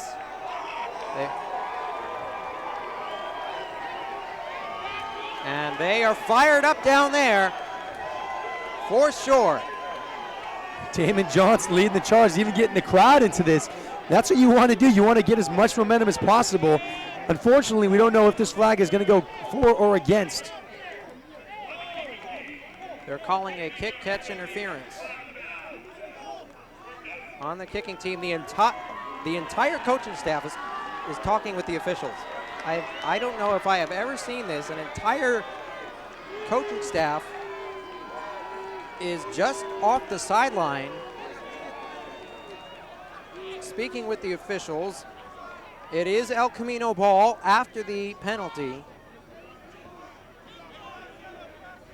I think they're saying the ball didn't go 10 yards. I mean, what was the flag call for that? It was for kick catch interference. Yeah, so I don't think that means that it didn't go. The ball has to travel, for our viewers watching this that aren't aware what that flag was. The ball has to go 10 yards prior to anybody on the kicking team, in this case Moorpark, touching the ball. But I am a little confused because though it may have not traveled 10 yards, someone on the, pardon me, I'm not sure who, correction, someone on the Warriors did touch the ball first, so therefore it should become a live ball regardless. So I'm not really 100% sure about that flag. The officials are conferring with each other now. Rarely do you see reversals, however. Let's shoot it down to Ryan real fast. Ryan, what was your response? You're right there on the sideline. What were you able to see on that call? So basically what I saw was that they did the ball the Warriors.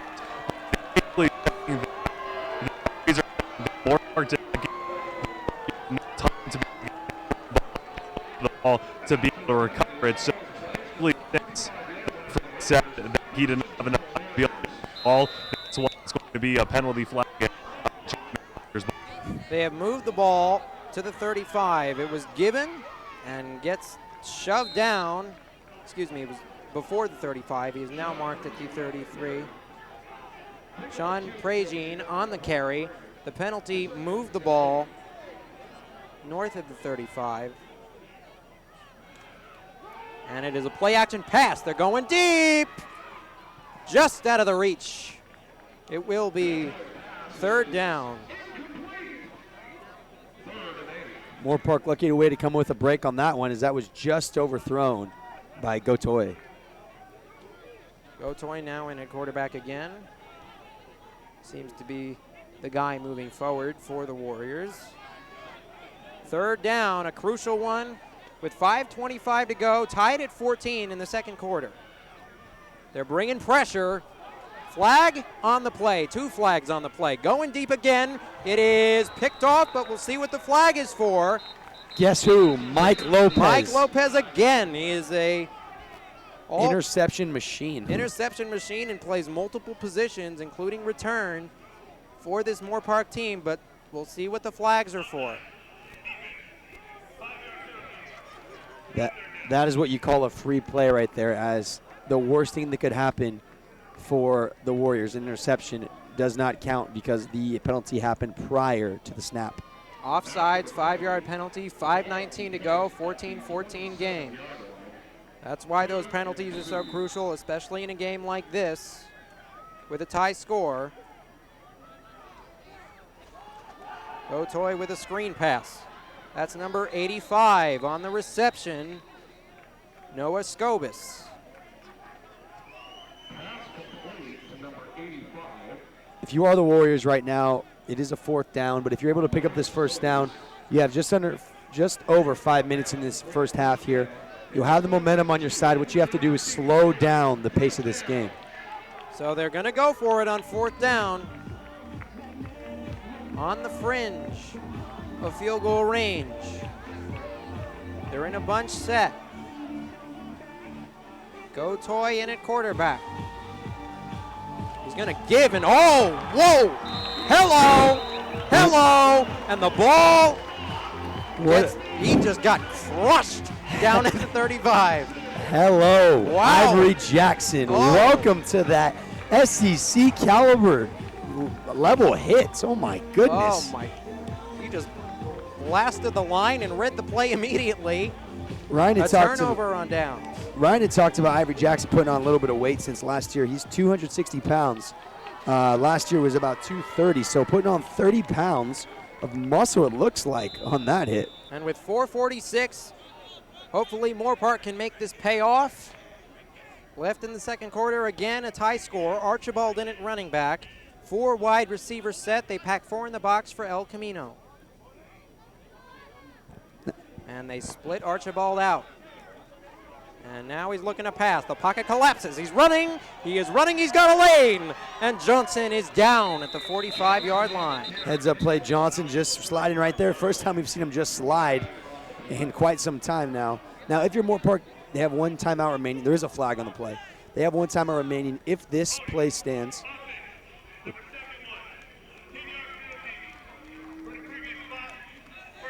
Well, let's throw away what I was about to say because this play is not going to stand. But if they pick up this first down, they need to slow down the clock. There's still 4 minutes, 38 seconds remaining. They have a timeout. They don't need to rush every single pass and every single throw. That was a hold on number 71, Telvin Townsend. So they will move the ball back inside they'll move the ball back to the 20-yard line.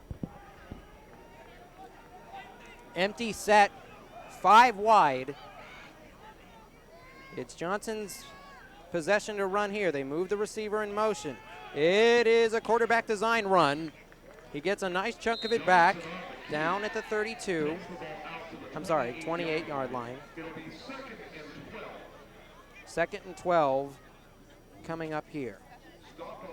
And so, Nick, it's been a bit of a spotty half with 3:56 to go. Where do the improvements need to come from, and what's been the most successful thing early for this Moorpark team? For Moorpark, I think the success has been the run game. That's something that they have lacked all year. Now the improvements need to come on the mental errors, such as the holdings, the penalties basically, and giving Johnson more time in the pocket. And it is a play action again. He scrambles out of the pocket. He throws it deep, and just out of the reach, almost intercepted. Intended receiver there, number 83, Blake Batarse, someone that we had talked about in the pregame show as well. Batarse did not play a snap against Palomar. Since then, has 2 touchdowns and is the number 3 leading receiver for receiving yards for Moorpark College. So Blake Batarse, someone to look out for, number 83, intended receiver on that play. Davion McClinton on the coverage. It is a 3rd down. They look to be coming out with the speed unit as Sardi comes onto the field along with Lee. Lee, Sardi, Dupree all out there. Johnson on the snap. He looks, it's thrown short, and Archibald drops it. He was the intended receiver. It is a 4th down, and they are bringing the punting unit out. You see Johnson frustrated knowing that an opportunity like that you got to take advantage of. Going forward on 4th down as the Warriors did this prior drive, and Moorpark coming away with a huge stop, that sends momentum to the Moorpark sideline. But then getting a 3-and-out right after is going to send it right back. And with 3:25 remaining in the game, the Warriors having all 3 of their timeouts remaining, that gives them plenty of time to come back and score before this half is over. Robert Farrell back to return, 3:25 to go, 14 all. And a timeout has been called by El Camino. They are resetting the clock. And so with that timeout, again, 14-14 the score. Focal points for the Raiders has been Lee and Fuller.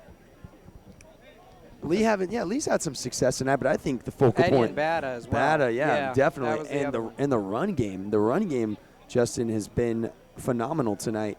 We're not used to seeing Moorpark, have success in both the pass and the run game. Even against Glendale, they didn't have as much success as they've had tonight. Now I know they even had a rushing touchdown tonight by Isaiah Johnson. So that's really saying something for this Moorpark team, that if their run game can stick, they can build off their pass game. And we know that one thing that Moorpark can do is pass the ball. 3:15 left in the half. 14-14 the score. The punt is away. Robert Farrell is back to receive. He tries to evade a couple of defenders, but Moorpark plays it well. Nice tackle there by number 32, Andrew Rowland for Moorpark. And as you alluded to, Farrell on the return. Now, rather gutsy call by Moorpark College, but I do like the call because Farrell does have 2 punt return touchdowns on the year. Now, that is deadly for any special teams player to have 2 touchdowns, especially considering we're only in week 5 of the season. But I like Moorpark punting right to him, saying, hey, you're not going to score against us. Our special teams is better than your skills. And rolling out. And picked! It is picked by the Moorpark secondary. Down at the 50. The veteran, Peyton Shelton. 21, way to read that ball all the way in. He basically ran the route for Gotoy of the Warriors, as you didn't even see Shelton right there. That's the momentum shift Moorpark's looking forward, but they have to capitalize now. A tie game with just under 3 minutes to go and 1 timeout remaining. Moorpark needs to switch up a game plan. Completely telegraphed, and Moorpark now has an opportunity to possibly score before the half. 14 all, 2:58 left to go.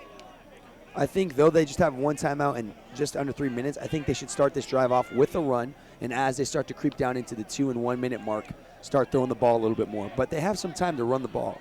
It is Archibald in the Malachi Meeks, in the backfield. 4 wide receivers to set. They are throwing over the middle and is complete. Reese Smith on the reception.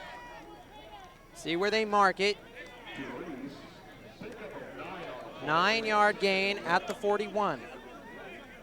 One thing to notice, for our viewers at home watching this game, notice that everyone but the wideouts, as in Reese, as in Lee, don't go into the huddle. They get their calls from the sideline from a different coach. Something to be noted. Sardi in motion. Another pass.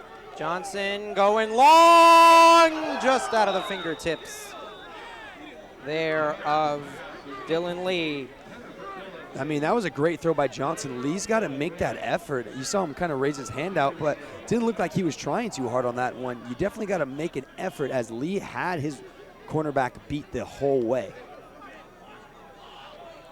So it will be 3rd down and 1. Covering Lee on that prior play was Colin Payne, number 2.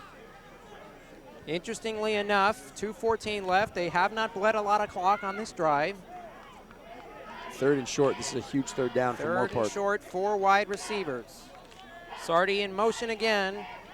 They are going with a quarterback run, and it looks like he has enough for the 1st down. That seems to be their bread and butter, Justin. Every 3rd and short, they don't even think about going to anyone else. Give the ball to Isaiah Johnson, but let's set it up in an option format to keep the defense honest. You know, they don't just come out and do a QB sneak over the middle. They like to have an option set up so it spreads out those defensive ends and those linebackers so they can't just key on Johnson. And so that is a 1st down, 1:55 and ticking. They have moved the chains. They are now in the 2-minute offense. 4 wide receiver sets. Sardi in motion again.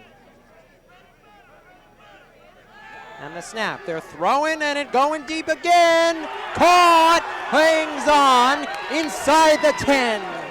Keonta Skinner, what a snag. You saw him have full possession of the ball the whole way down. That's the first thing you got to do as a wide receiver. Ball first, everything else second. Great grab behind the back of the defender there on that one. Once again, number 2, Payne on the coverage. Kenyon toss, Skinner right there on the reception inside the 10. A right time to score here for the Raiders. 14 all, 123 and ticking in the second quarter. Malachi Meeks again. In it running back. The motion, and Johnson's in trouble. Blown coverage. Sacked. Sacked back near the 20. Leading the charge there on that one. What a nice sack, as he was able to destroy Johnson before he could try and cut back and make something out of nothing. Number 34 on that one, Rooney Amason, the third. 48 seconds left. Ticking away. Still within the red zone. 4 wide receivers set. They're looking to bring pressure again on defense. They are bringing the house. Johnson, the pocket collapses. He's got to run. And now he's got space. He's going for the pylon in the corner. Touchdown, Raiders.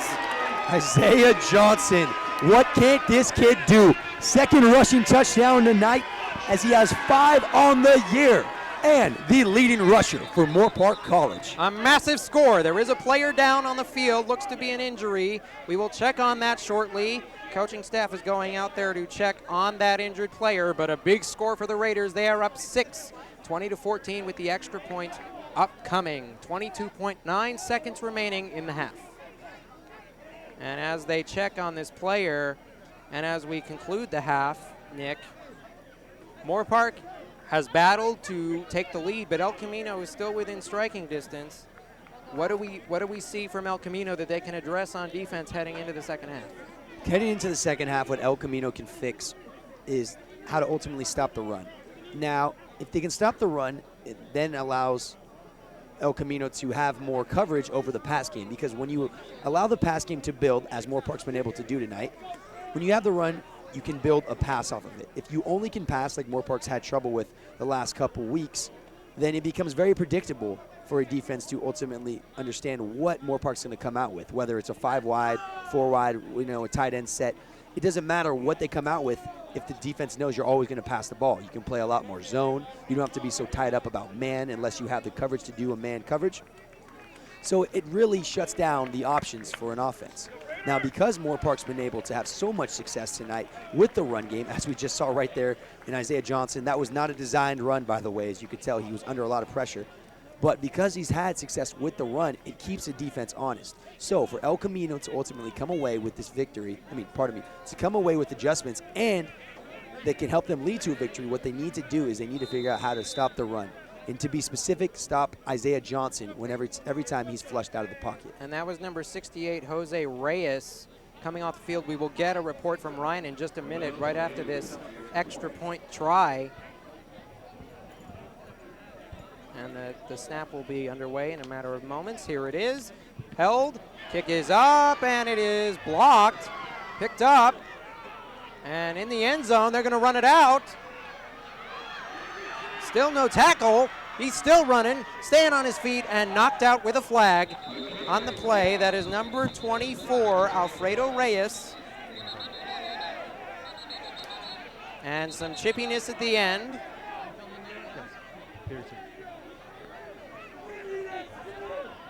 And Ryan, you saw Jose Reyes come off the sideline there. What did you see? What was the body part that may have been hurt there on that last possession? Yeah, so Reyes, the last time that we had our live coverage, he actually injured his left ankle. His left ankle is currently taped. He was the one that was carried off, and that was the injury that at least it looks like he has right now. But one thing that I do want to say about a leader, leadership is important, especially out of your quarterback role. Isaiah Johnson, number 13, put himself on the field, picked up Reyes, and actually was one of the people that Reyes had as arm support. So that's just a great thing to be able to see out of the quarterback. But Reyes, it's an apparent ankle injury as of now. So we'll see if he's able to come back into the game. Thank you, Ryan. Much appreciated. 22.9 left, 20-14, Moorpark with the lead. And we do want to apologize to any prior shoot downs we had with Ryan's microphone. There was a little bit of a technical difficulty, but we were able to fix that. So for the remainder of the game, we're going to have nice, clear coverage for that sideline report. So as the half is going to be closed out shortly, El Camino will receive. Some bright spots for El Camino. Their quarterback play has been pretty solid except for the interceptions late.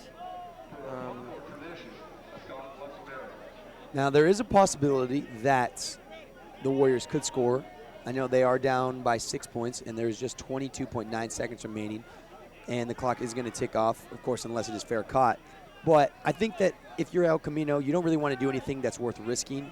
I mean, if maybe you have one run play to see if you can get a couple yards out of it. But to me, I think you just get this ball. Unless you return it right now, you fair catch it, and you go into half down by just 6. So they will, Moorpark will kick it off. Robert Farrell back to receive again. There's a flag on the play near the back of the end zone. Or, excuse me, near the goal line of the end zone, marked at the 2-yard line. Another flag at the 38-yard line as well of the, on north of that 38-yard line. We'll see what the penalties are. 19.6 left. Something to be noted, there is a lot of jawing going on right now. There is definitely some extra tension on the field here. I know there's been a couple calls that teams have been frustrated about, and there's been a couple of hits that teams have been frustrated about, all within the games of the sport, but definitely building some tension for both teams.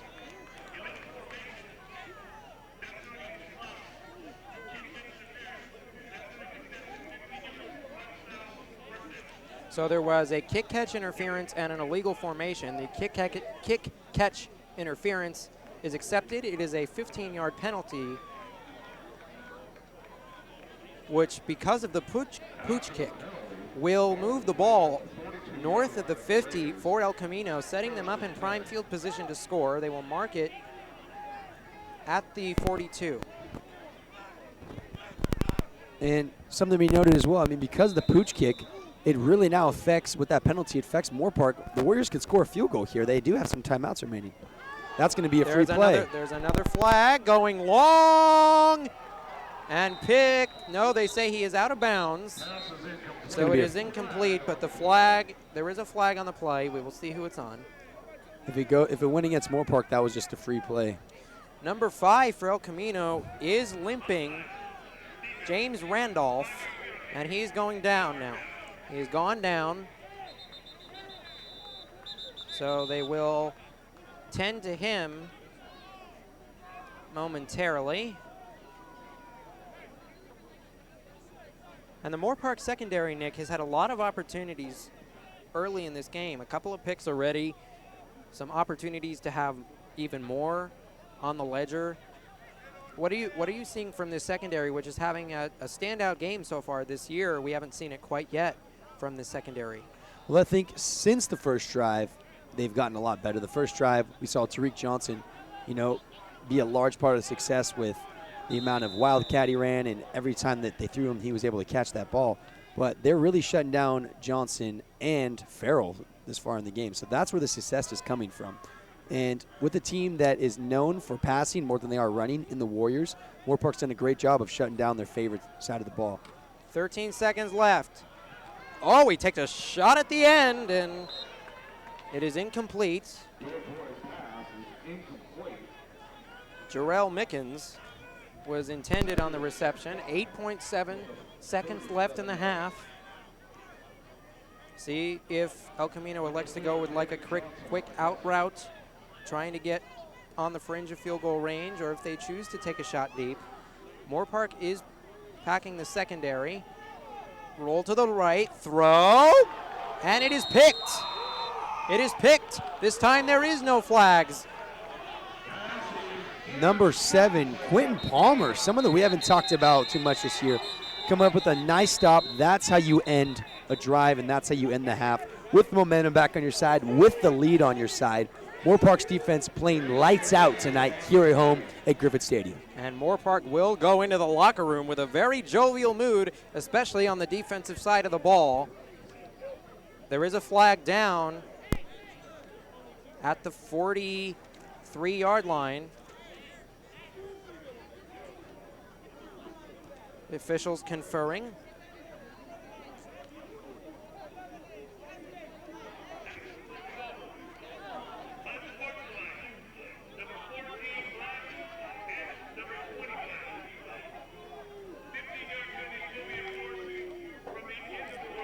That's going to be number 14, Rashad Williams, and number 20, Mike Lopez. 2 penalties, both of which are enforced. At this point, it is not consequential with 2.7 left in the half. Look for Moorpark to just take a knee here. 20-14 lead as they go into the locker room.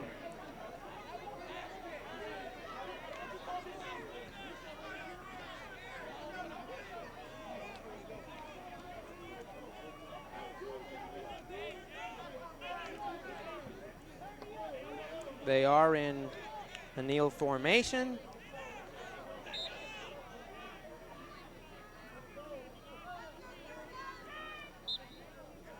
So they're going to take a knee to And finish up the first half. And that is halftime. They go into the locker room, the Raiders do, with a 20-14 lead based on solid defense. And Nick, in terms of the offense, what can they do to continue the success? But before we do that, Ryan has Coach Stewart for a quick halftime interview. Ryan?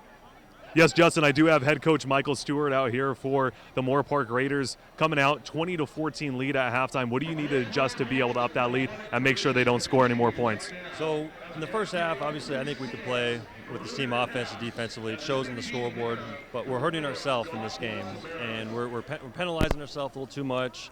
We're not being disciplined.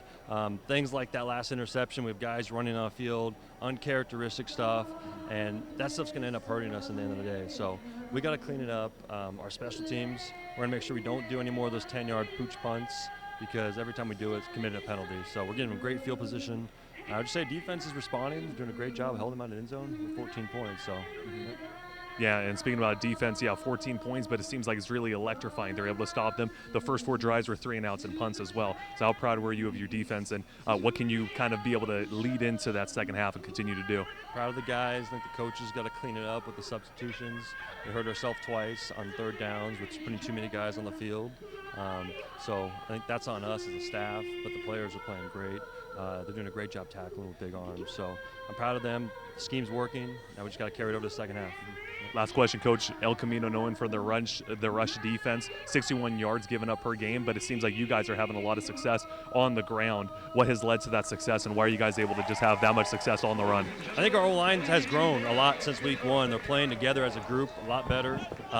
We got a great blocking tight end in Debris Fuller, and our backs are strong. They don't go down with 1 tackles. And the other side of it, too, is you got a quarterback back there that's sort of like a running back, too, where, when you think about our tailback can lead in a lot of those plays and quarterback can follow. So we almost have an extra blocker out there when Isaiah is running the ball. We just got to capitalize a little better on some of the touch passes with Isaiah, because I think the scoreboard should even be more if we're hitting those open passes. Definitely will. Thank you very much, Coach. That was head coach Michael Stewart for the Moorpark Raiders. We'll go back up to the booth as we're going to have our Raider halftime show, so make sure that you stay tuned in here with the Moorpark Raider live stream. Thank you. And with that being said, final thoughts here. I think Moorpark did a great job, excellent job to execute defensively, offensively. Everything seems to be working. As Coach Stewart had pointed out, maybe a little bit more discipline can be fixed going into the second half. As he had mentioned, cleaning up the special teams is something that they can work on, but ultimately, Moorpark has really done a phenomenal job tonight, executing defensively, coming away with a couple of interceptions. Cutting down on the penalties is a big thing that they've needed to work on in the past, but they are definitely fixing for this game tonight. But with that being said, we're going to go ahead and cut to our halftime show. We have a halftime performance here by our amazing cheer staff, so make sure you guys stick around to watch that. But as soon as that's over, we're going to go ahead and cut to the halftime show with Justin Borses, along with Big Brand Tire and Service manager Chris Cassidy. So don't go anywhere. Make sure you watch this performance by the cheer squad, and we'll be right back for the halftime interview. Thank you, everybody.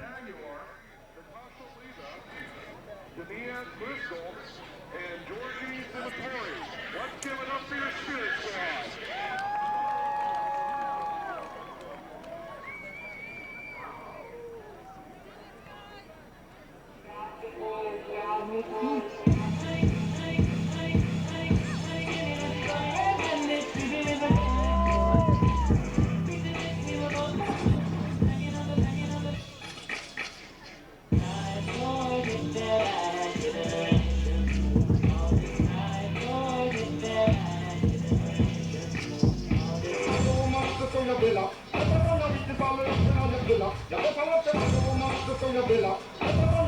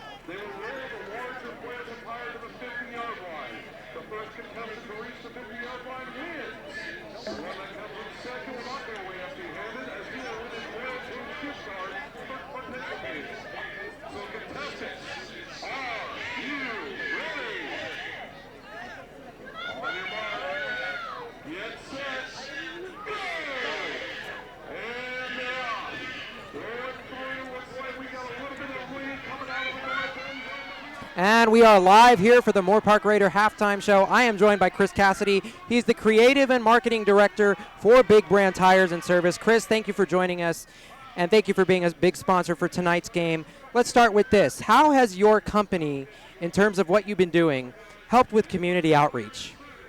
Thank you, Justin. First of all, thank you for having me tonight.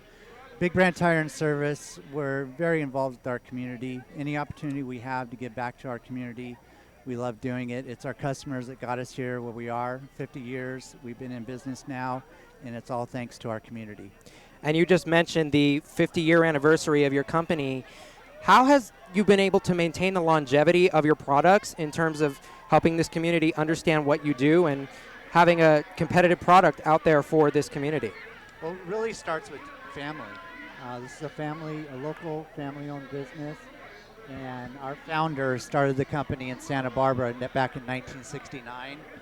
And it's because of his work and his dedication that's kept this business strong and growing since then.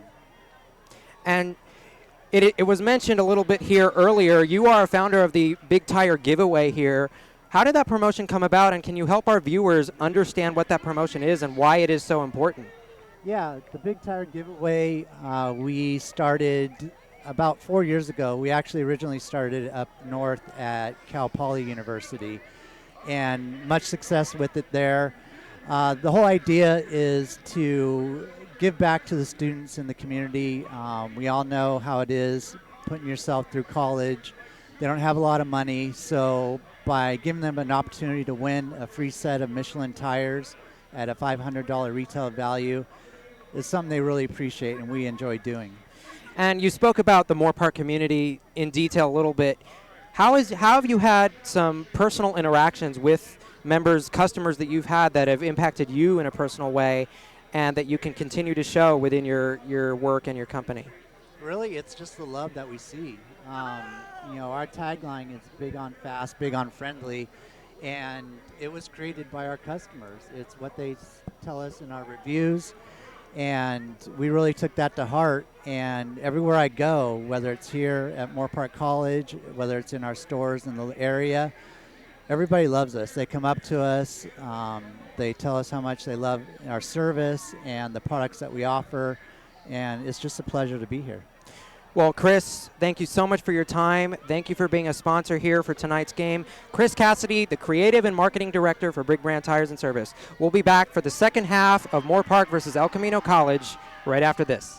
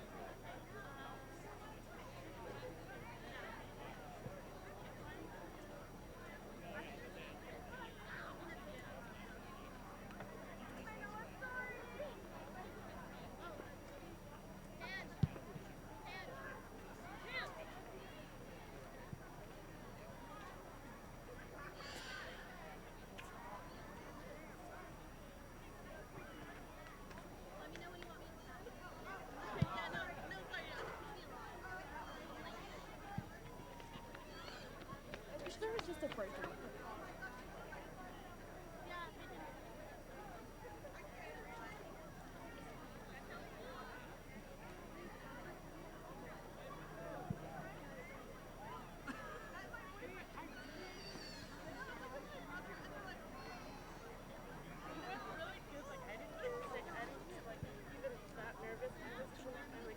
We didn't hit our last stunt, but the other stunt went up, like everything hit except for that. I was so happy.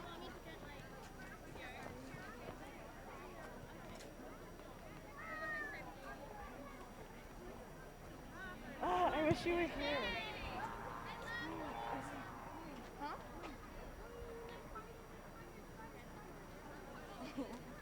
What are you doing?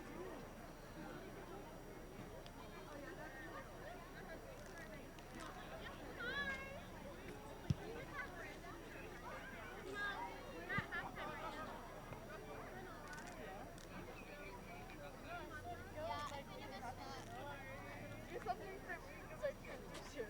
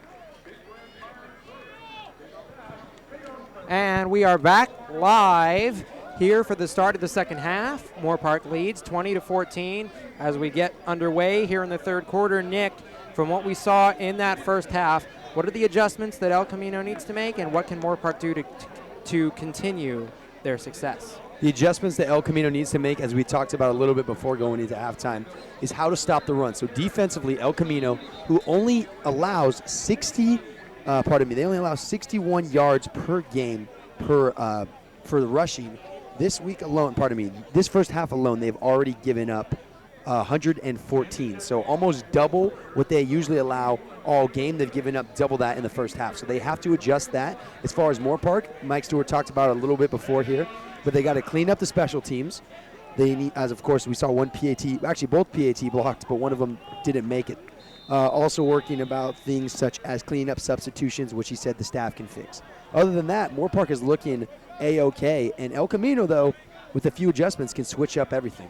Back to receive the kick is Bada and Archibald. The kick is away. It is very, very deep. Archibald's got it. He's going to run it from about the 5. He's got a hole. He hits the crease and powers his way near the 25-yard line. Ryan, now you were down there right when the team started to come out for the second half. We saw the energy, and we could just see the emotion of excitement pouring out. What were you able to see, and how is the energy coming into the second half for the Moorpark Raiders? The energy is great coming out here in the second half, and one of the things that I talked to one of the coaches about, he was explaining to me that one of the big messages was to stop the penalties, stop the silly plays that are kind of putting them down and beating themselves up, but also just being able to get in the backfield and be able to have basically edge rushers go in containment. That's one of the things that they're going to be focusing on in the second half, but it seems like all these guys are already pumped up to go just like they were in the first half. 4 wide receivers set. They're going to hand it off to Archibald. No, excuse me, that's Meeks. He gets a very minimal gain, maybe stopped at the line of scrimmage. Second down. Well, I know it's just one play, but that's a good start. El Camino definitely needs to work on cutting down on this run gain for the Moorpark Raiders. So nice start right there is a loss of 2. Trying to force Johnson to throw it. They now choose to slow it down a little bit. Methodical huddle. Johnson with 2 backs. No, excuse me, 1 back and then 1 tight end set. And they are going to QB draw again, and El Camino is on the run. They are keying in on that success that we talked about earlier in the first half. They are going to force Johnson to throw it on this third down. 13:56 to go, 20-14 the score here in the third quarter. Johnson starting to get a little bit too comfortable with keeping himself. We hardly ever see him hand the ball off on the option. Now, he has to remember every now and then he needs to give it to his running back to keep that defense honest. Otherwise, they're going to key on him every time that it's an option play. Fuller, Sardi, Lee all out there. 4 wide receivers set. The snap. And they're coming with pressure. The pocket collapses. Johnson's in trouble. He spins away to his left. Fires over the middle. It is complete. Jaleel Lipkin, a name we have not called today. He will now go off the field, and number 15 for the Raiders, Jordan Cuevas, is in the game, as well as number 80, Reese Smith, also in the game. A first down for the Raiders. They have moved the chains to the 35-yard line. 12:52 to go, 20-14 the score. That's a heads-up play there by Johnson, evading pressure, rolling around in the pocket, and somehow finding Lipkin on that play. And the snap, they got receiver in motion. That's Cuevas. And the snap is low, handled by Johnson. And it is complete. There's a late flag on the play, marked at the 47-yard line is where the flag is placed. We will see what the penalty is. Something we talked about in the first half as well. Penalties being a killer on both sides of the ball. The officials picked up the flag. It appears it was a mistake. Number 13, it is Johnson. He went to the sideline to get a play. Number 5, Dylan Lee back in the game at receiver. Dylan Lee, their number one go-to wide receiver, see what he can do in the second half. Had a rather quiet first half. 3 in a bunch. Cuevas is in motion. And the throw is to Fuller. He gets about Fuller's awareness is something that should be noted. The ability to catch a ball and cut back when your body's going one way, able to cut back and use your body forward to pick up that extra yard is what makes all the difference between a third down and a first down. Right there, Fuller, heads up play, able to read the defense and come away with the first down. 11:36 and ticking in the third. 20-14 the score. 3 receivers in a bunch. 1 on the far side. Bata in the backfield.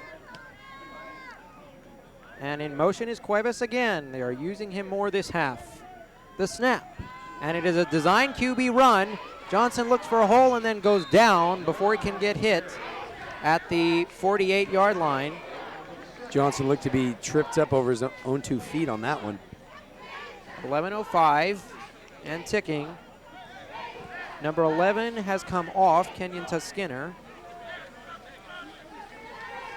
Slowing it down, up by 6. A missed extra point earlier in this game has been the only difference between the touchdown scoring. 4 wide again, 2 on each side. The snap, looking to pass. Good protection. Now the pocket collapses. He's forced to spin away and throw it away, and a flag is thrown. Even throwing off his back foot. Rather incredible. Even throwing off his back foot here, he's still able to throw it a nice 40 yards. Just showing you the kind of arm strength that he carries. And we'll see what this flag is about as the field judge threw it. Officials conferring. Dupree Fuller has now checked into the game again. Sounds good. And we're going to go ahead and actually shoot it down to Ryan once we get this call.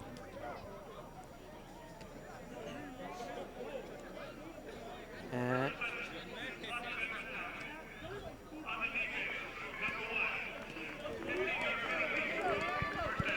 that's number 1, Jalen Stewart of the defense with the penalty. And now Ryan, what do you have down there? So number 68, right guard for the Moorpark Raiders, Joe Reyes, is in the game right now. He got out of the game with the apparent injury earlier on. He has his ankle taped up, but it was a right knee injury. He looks to be A-OK, but the Moorpark Raiders are also right now warming up their backup quarterback, number 17, Trey Johnson. So 10:30 to go, a 6-point game. Trey Johnson warming. 20-14 the score. 4 wide receivers, 1 on the near side. Going, was looking for a screen, goes the opposite direction. Played and covered well by El Camino. That is Jalen Stewart again with the tackle. And that, that is rather strange, Ryan, as you talked about there warming up, Trey Johnson. Isaiah Johnson is playing phenomenal. Maybe not throwing for as many yards as he'd like, as Moorpark has a total of,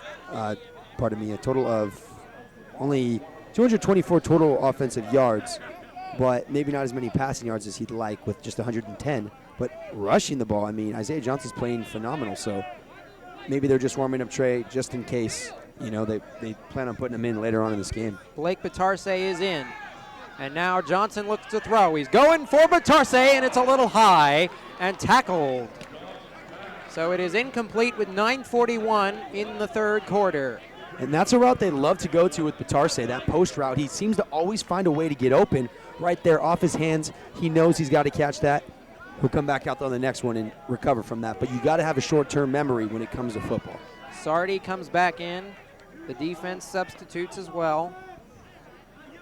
Johnson gets a play. 9:41 remaining. They are north of the 50. The ball marked at the 38. 1 wide receiver on the near side. They're bringing pressure, packing the box. Backs off. Going over the middle. Dangerous pass. It is tipped up and incomplete. The intended receiver was number 5, Dylan Lee. That was a 5 to number 5 hit for the Warriors. Number 5, James Randolph, laid some wood. on Dylan Lee. Unfortunately, Dylan wasn't able to hold on to that ball on that one, but that's the kind of hits you need in your secondary for the Warriors, and those are the kind of plays you need to make to ultimately come back in this game and stop this further drive for the Moorpark Raiders. They brought back in Reese Smith. He's already set up at the 40. The rest of the team breaks the huddle. Fourth down, they're going for it. Fourth down, they're going for it. And a roll to the right. Looking, caught. It is Smith. The new entry into the game gets marked at the 18. A big fourth down conversion inside the red zone are the Raiders. Reese Smith playing one of the best games he's played this season.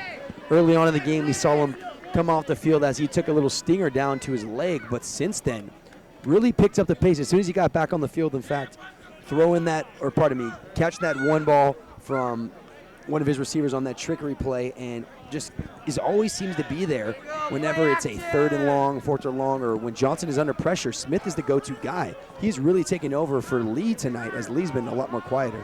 John Hubbard Johnson checked into the game on defense. They're bringing pressure.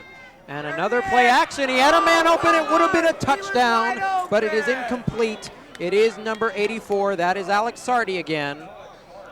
And Alex Sardi's eyes must have got as big as the moon on that one, as he knew if he caught that, there was no one to beat. But that ball just a little bit underthrown as Johnson was feeling pressure.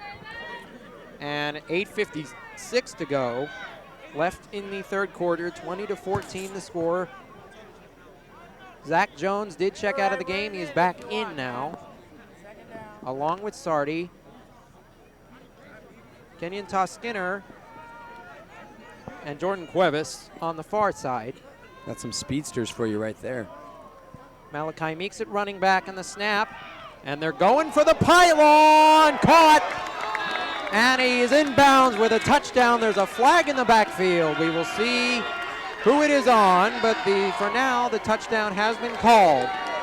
Skinner right there, beautifully ran route, got that separation he needed from the defender, and was wide open in the corner of the end zone. Great throw by Johnson, able to go down his reads and seeing Skinner wide open in the left side. That was actually Jordan Cuevas with the reception. For the touchdown, it is a penalty on the defense and forced on the kickoff. Touchdown is good. It's 26-14. Moorpark with 8:51 left in the third. Just to reiterate that, Justin, you're saying number 15 Cuevas had the touchdown, or number 11 Skinner came away with that? It looked to be Skinner, but I could be incorrect here. I'm just going to stick with the receiver on that point right there. Then we're going to go with Skinner because it did look to be Skinner in the back of the end zone. It looks like Moorpark is choosing to go for two in a wildcat formation. They're going to pitch it out to the other side. No blockers, but he's able to find space. Is he in? Yes, he is.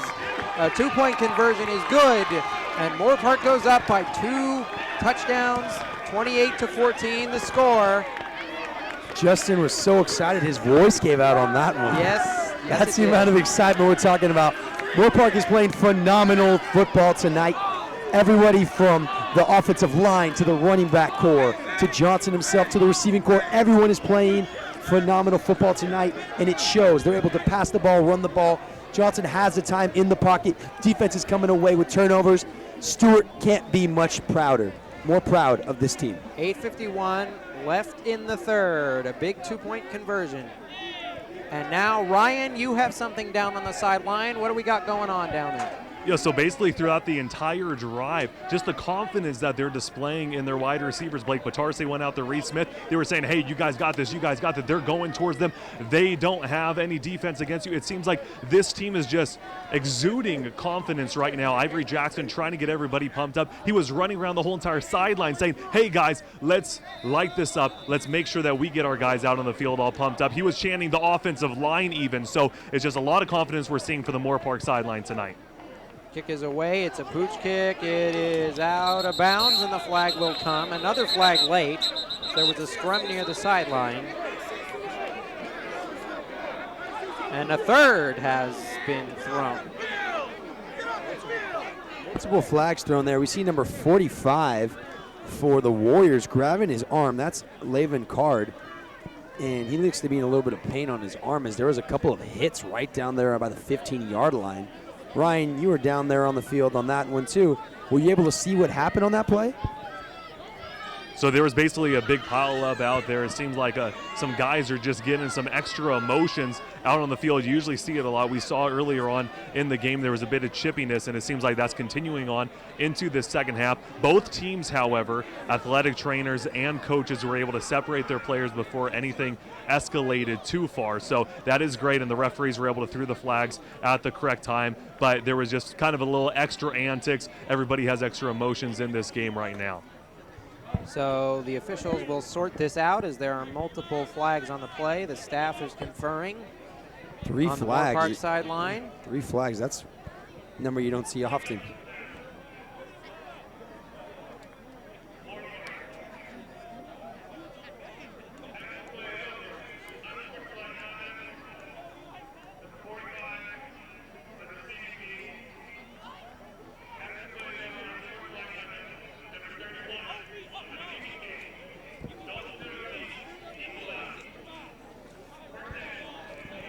So some football math there. That's what we call an offsetting penalty.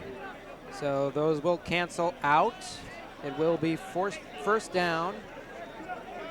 And just so our viewers know, that was number 31 for Moorpark, Zach Jones, and number 45, who we had just talked about holding his shoulder, Lavon Card. Both of them in on those penalties, but Card did come off the field injured too. So look to see if he comes back onto the game when that Warrior defense comes out. So number 7, Herman Gotoy, is back in at quarterback in the second half. A 28-14 score with 8:50 to go in the third. Officials conferring again. Now, Justin, I do want to just talk about something you'd brought up in the pregame, and I want to change my answer if we can do that. You had asked if this home field advantage made much of a difference, and I said no. Usually I say yes, but I thought that it didn't make much of a difference. I have to 180% change my answer to it does, because just the crowd tonight, we see the cheer squad out here. You know, it's the familiarity of playing here at your own stadium, here at Griffin Stadium in Moorpark College. You know, the fans, we can hear so many of the fans and family members cheering on their team. We saw earlier in the game, number 4, Damon Johnson, after having an interception, hyping up the crowd, the whistles, and that makes all of the difference because it instills confidence that you can't get and find on the road. So El Camino has elected to have a re-kick. They will push it 5 yards back. So now the kickoff unit will come back out and re-kick this one. Again, 8:50 left in the third. 28-14, 2-touchdown lead for the Raiders at this point. One of the more comfortable leads Moorpark's had since this season has started. Most of the time, Moorpark's usually on the opposite side of the coin, trying to play catch-up. Tonight, they're able to relax a little bit, being up by 14. Not letting off the gas, but not as stressed out as they usually are in a situation when they're down by 14 or plus. Pata came on, then comes back off.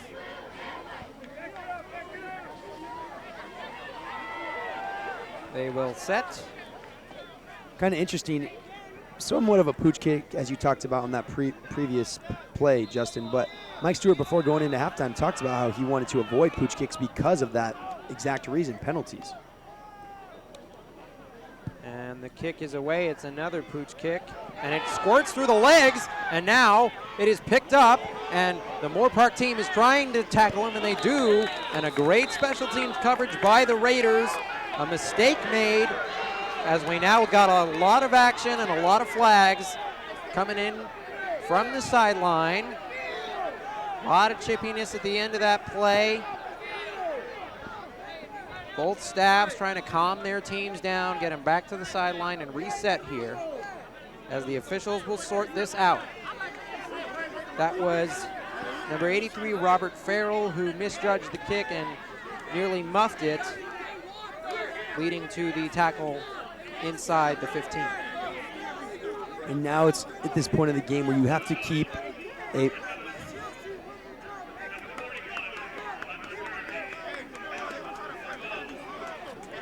so an already great field position for the Moorpark defense.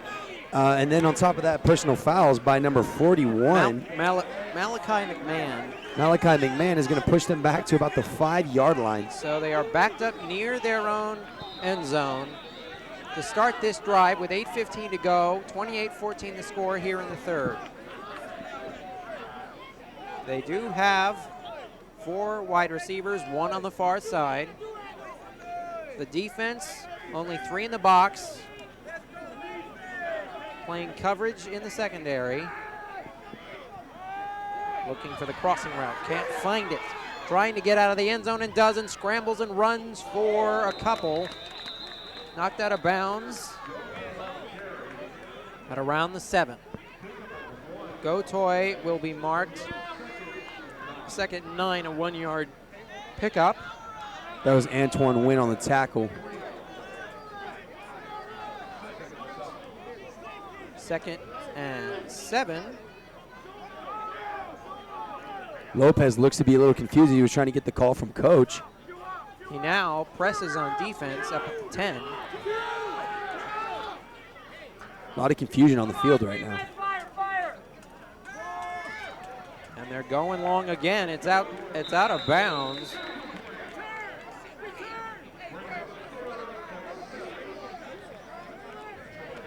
It is 3rd and 7 from the 8-yard line. That's Tyreek Johnson, who since the first drive really has been silent all night. I mean, talk about the secondary really stepping up. One of the spots that Moorpark definitely could have fixed, stepping up. 4 wide receivers. They're going one on the far side. It is way long, but a flag in the backfield at the end of the play. Ivory Jackson on the tackle. Ivory Jackson right there. on the tackle. We will see where what the penalty is. There was a solid hit on the quarterback.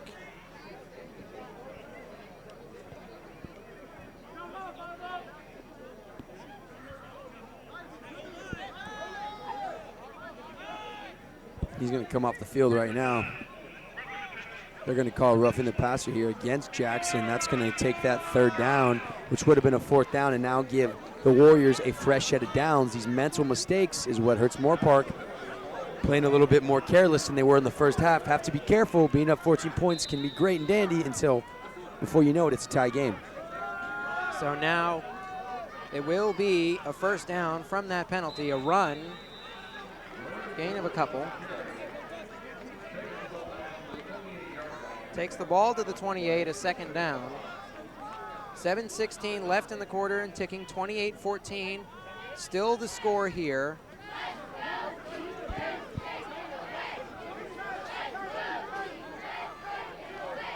And now the snap, the give up the middle. He's got a bit of a hole.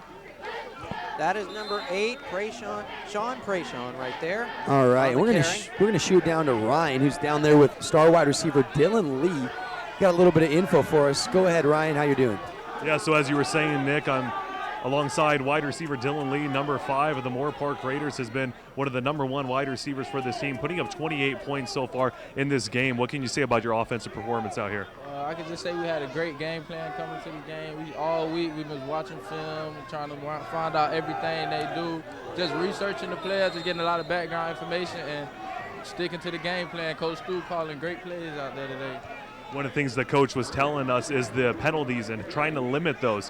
What have you seen kind of in halftime and in practices that you guys are trying to be able to get your mindset together and be able to stop the penalties? Yeah, we just been trying to get very disciplined. We had a little bit of problems with penalties. We're trying to get those down because we could be a great team if we just limit our penalties and limit our mistakes. Isaiah Johnson showing a lot of toughness, your quarterback.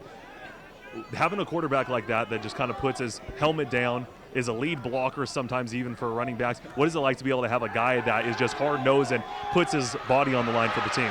It's great to have a quarterback, that is just, I told him earlier, just put the team on your back. I believe in you, you can do it. You feel me? Just give us everything you got, and he out there doing what I expect him to do. Definitely he is, and right now you've been able to keep El Camino scoreless so far in this half. What's kind of the game plan that you were talking about on the defensive side of the field, and what are you seeing out of your defense to be able to keep that happening? Oh, on the defense, they out there flying fast, getting all 11 hats to the ball, just doing a lot of great stuff. They was watching film too. I sat in one of their meetings. They had everything written down, knowing exactly what kind of plays El Camino like to run and stuff like that. Definitely will. It looks like they have been watching their film. Pretty impressive performance tonight. Once again, everybody, that's Dylan Lee, number 5, star wide receiver for the Moorpark Raiders. Thanks for joining us on the live stream. Appreciate it. And that was an incredible snag by the wide receiver for the Warriors there. They are still moving the ball forward. It is clearly a first down now inside the red zone. I'm not sure if our coverage crew was able to pick that up, but for our viewers that weren't watching, there was about a 70-yard bomb there by Gotoy to number 10 for the Warriors, coming up with that catch, Damani Sanchez. And oh, he just got crushed, absolutely crushed at the line, and jumped the snap. Number 30 is Right looking there. to make a run after Peyton Shelton had to put him on his Wow. butt, saying, hey, the play's over. Hit immediately there. It Snap. will be a loss of 5. 5:21 to go, 28-14 the score. Jamar Walker, number 99 on that tackle. And now 3 wide receivers set and a fake, and it looks like a design QB run. He's up to about the 10, a nice chunk of yardage gain back, and then some, and 2 flags come in late. 3. We now have 3 flags. I think I'm going to have to agree to disagree with you on that one, Justin. It looked like it was a design run, but maybe I do agree with you on that part, but it doesn't look like that was designed, as he handed the ball off to the opposite side as his running back ran to the left side when he handed it off to the right, so it kind of forced him to keep the ball himself. Well, he sold it well. The penalty is on the Raiders. It will be an automatic first down. They are marking the ball at the 6. One thing to see here that I don't think our camera crew can get, down here on the sideline, down by the 40 or 50, Isaiah Johnson taking some more snaps from his center. It's always good to see the chemistry build there because they've had a lot of problems with snaps in the past. But tonight has been better than ever with limited amount of muff snaps from the center. 3 wide again. And swarmed immediately there. Antoine Wynn read that the Antoine whole Wynn way. the entire way. A loss. Tackled back at the 10. He absolutely diagnosed that quarterback keeper immediately. And El Camino looks to go quick. They're looking to pass. He's looking towards the middle. Caught. That's a touchdown. El Camino. There's a flag in the backfield.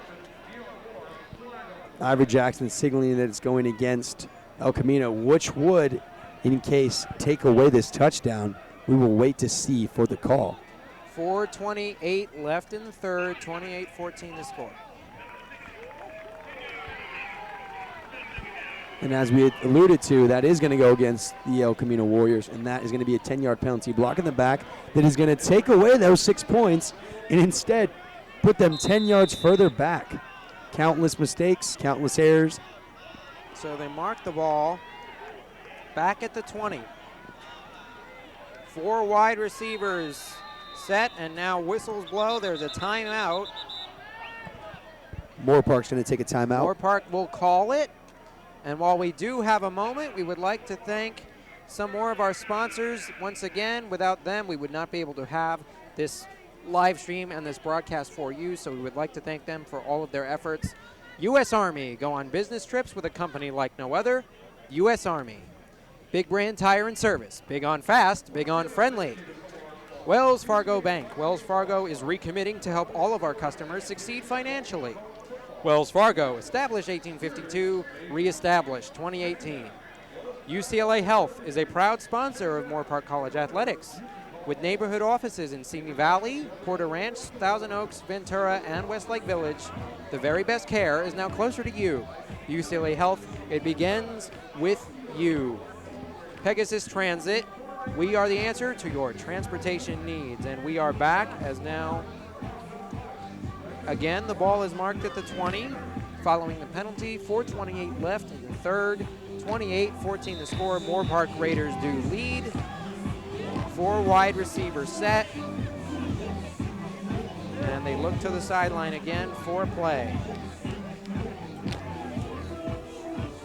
Number 8 in the backfield, Sean Prejean again at running back. And it is a pass. It is to number 1. It is complete. And the ball, it came out. It came out. Moorpark has got it. That is a big fumble there. Mike Lopez, what can't this DB do? Not only can he intercept the ball, perfectly laid hit, pops the ball out. Moorpark gets the ball back. That is how you earn yourself a scholarship, young man. That is a big turnover for El Camino. They had momentum and now has given it away. Moorpark will start now on offense, looking to capitalize on the mistake. 4:20 in the third. The defense rushed out there again for El Camino. They have been on this field a lot today. Bata in the backfield. 4 wide receivers. 2 on each side. They pack the box with 4. That is El Camino. Motion for Bata. He goes back to the original position. And they will give to him. He tries to take it up the middle, and it is diagnosed immediately by a swarm and a late flag again by a swarm of Warriors. Second down. And we will see what this penalty is about. When we look at these two teams' records coming into tonight's game, I think it's pretty interesting because Moorpark coming in at 1-3, El Camino coming in at 3-1.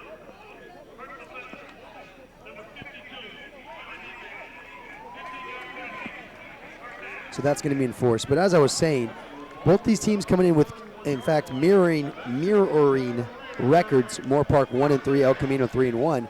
But tonight, Moorpark playing like the 3-1 team and El Camino playing like the 1-3 team.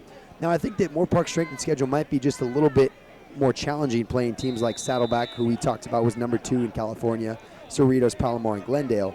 But with that being said, it shows you that no matter what your record is, any given Saturday, you could be showing up, or you could show up. 4 wide receivers set. They motion Fuller, and the pitch is to Bata. He's going to get it to the outside. A late flag again, and stopped at the 31. Dupree Fuller just took out 2 defensive linemen on 1 block. And there is somebody down for El Camino, and he looks to be writhing in pain.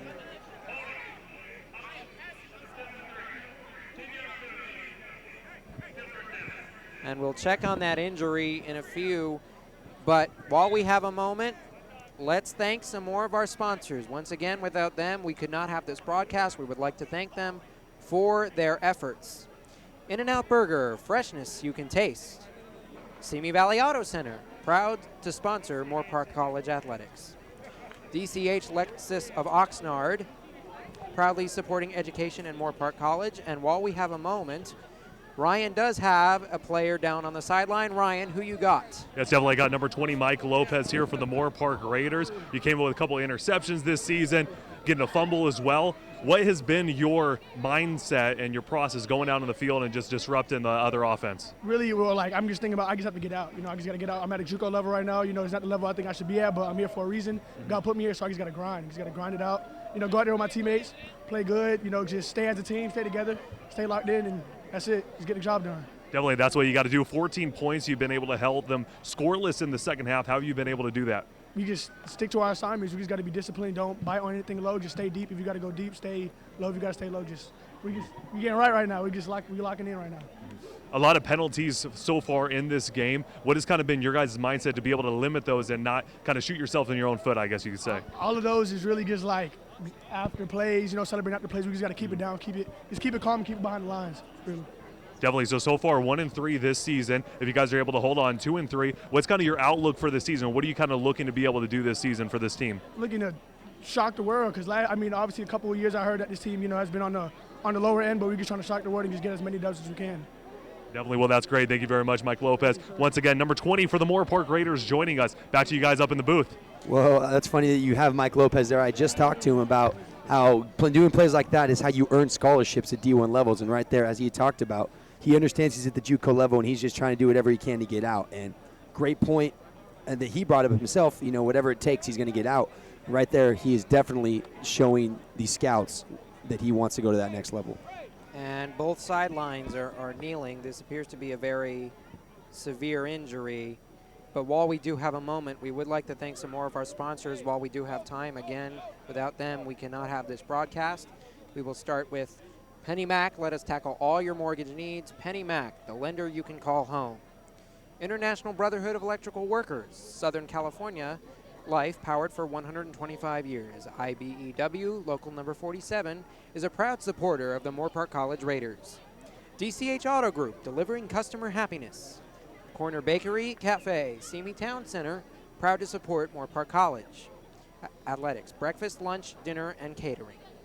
Matera Design Consultant. For all your design, layout, and production needs, contact Vince Matera at vmatera.earthlink.net. Matera Design Consultant. Los Robles Health System has been your source for your family's health care for more than 50 years. Award-winning care closer to home.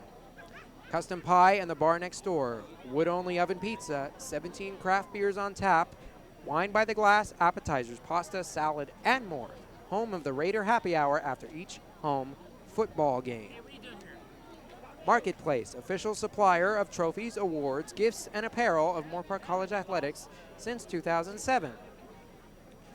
Coca-Cola celebrates helping athletes power through with Powerade. Corporate Graphics Communications, official signage company of Moorpark College Athletics. Jan's Marketplace. Cheers to a successful season, proudly supporting Moorpark College Athletics. The Hat Restaurant in Simi Valley. Since 1951, 68 years of serving the world-famous pastrami, burgers, dogs, chili. Open 7 days from 10 a.m. to 11 p.m. www.thehat.com. Ladin Auto Group, featuring Subaru, family-owned and operated for over 45 years, always close to home, located in the Thousand Oaks Auto Mall. Ladin Subaru. Meathead Movers. Don't settle for anything less than the best. Meathead Movers, proudly serving Ventura County since 2007. Stonefire Grill, where community is served. Dine-in, takeout, delivery, and catering. Proudly supporting Moorpark College Athletics. College football is here. Celebrate with Chick-fil-A, Sycamore Square in Simi Valley. Eat, drink, play at Dave & Buster's in Thousand Oaks. And we would also like to give a shout out to the Moorpark men's soccer team for donating their time and volunteering to help for tonight's game. Thank you to the Moorpark men's soccer team. And this is an extremely severe injury as we are back here. They are bringing out the cart. Both sidelines are kneeling. You never want to see this in any way, shape, or form. Now, on that play, I don't know if this player was involved, or I can't really see the number, so I'm not able to see who it was.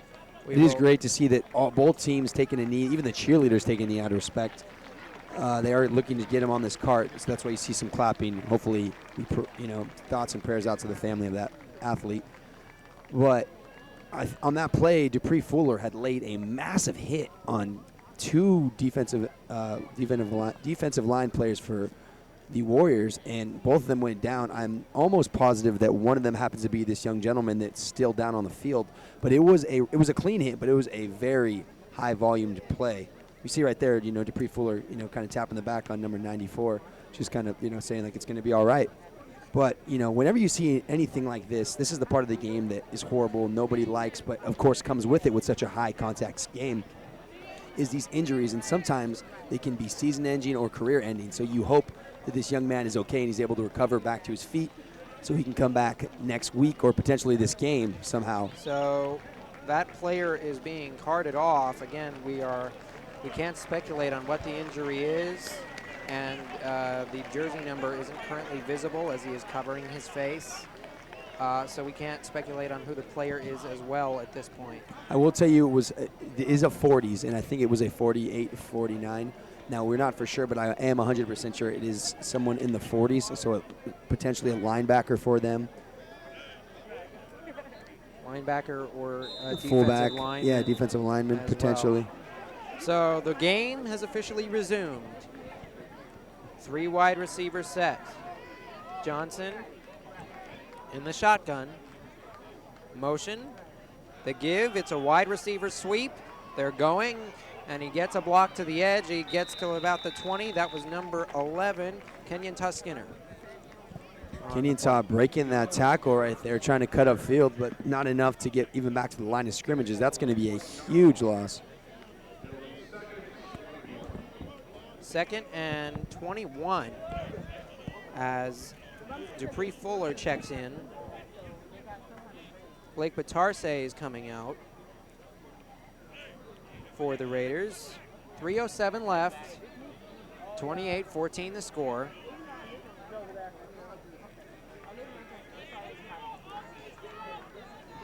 Three wide receivers.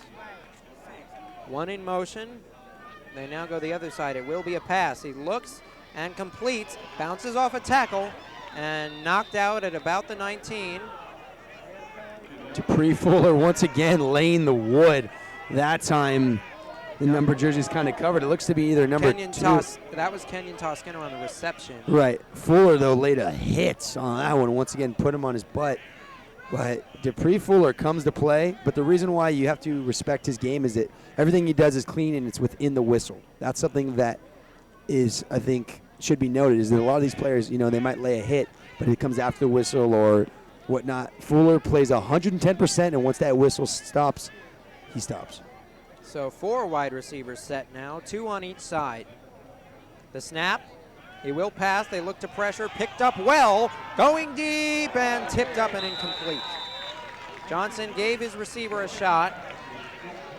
Jalil Lipkin just right off the hands of his outstretched left hand. Really good coverage, though, on that one by the Warriors. And it will be a 4th down as they're bringing out the punting unit. El Camino looking to get prime field position with 1:59 left in the third. 28-14 the score. And while we have a moment, Ryan, you have something down on the sideline. What might that be, considering maybe even the injury or anything else that is going on within the last couple of minutes? Yeah, so we were talking about the injury. That's actually number 49, Lancelot Manuleleo, and he was one of the players out there. And one of the things that did happen, they put a brace on his left ankle. So it looks to be an apparent left ankle injury. He was not able to put any pressure on it. That's why they actually had to put kind of one of those tight braces on it. But that was Lancelot, number 49 of El Camino College. So hopefully he's okay, but he was carted off the field. And Moorpark and El Camino College trainers were out looking at him. But one of the good things, number 1, Dupree Fuller, who has laid a couple of big hits, including on that play, went out to see if he was okay. So good sportsmanship by him as well. And so El Camino sets up after a very short kick and a run up the middle. And a nice gain to the 45. Number 8 for El Camino there. That was Sean Prejean yet again. And you got to respect the accelerated fake right there by Goya. The ability for him to, you know, carry out like he was going to pass the ball through about 3 of those linebackers. They go quick. It is a handoff, and again bursts through the hole, almost breaks a tackle, and down inside the 25-yard line. It is once again Sean Prejean on the carry. Jamar Walker comes into the game, someone that's had a couple of outstanding tackles for loss in tonight's matchup. Look for him to see what he can do behind the line. 4 wide receivers again. It is 1:08 left, 28-14 the score, and ticking away. Play action, going long, and incomplete. He was out of bounds. A flag is thrown late. Ivory Jackson nearly getting to go-toy in time. Just a second too late. Under a minute now, 57.6 and ticking. Left in the third. We will move to the final quarter shortly.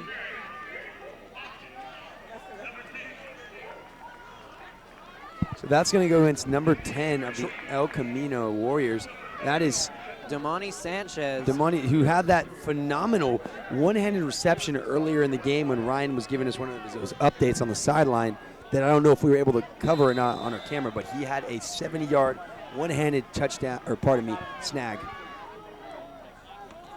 And it is a play action again. They go out to the flat, and he's got blockers, and he stays upright, and it is a nice chunk gain back there.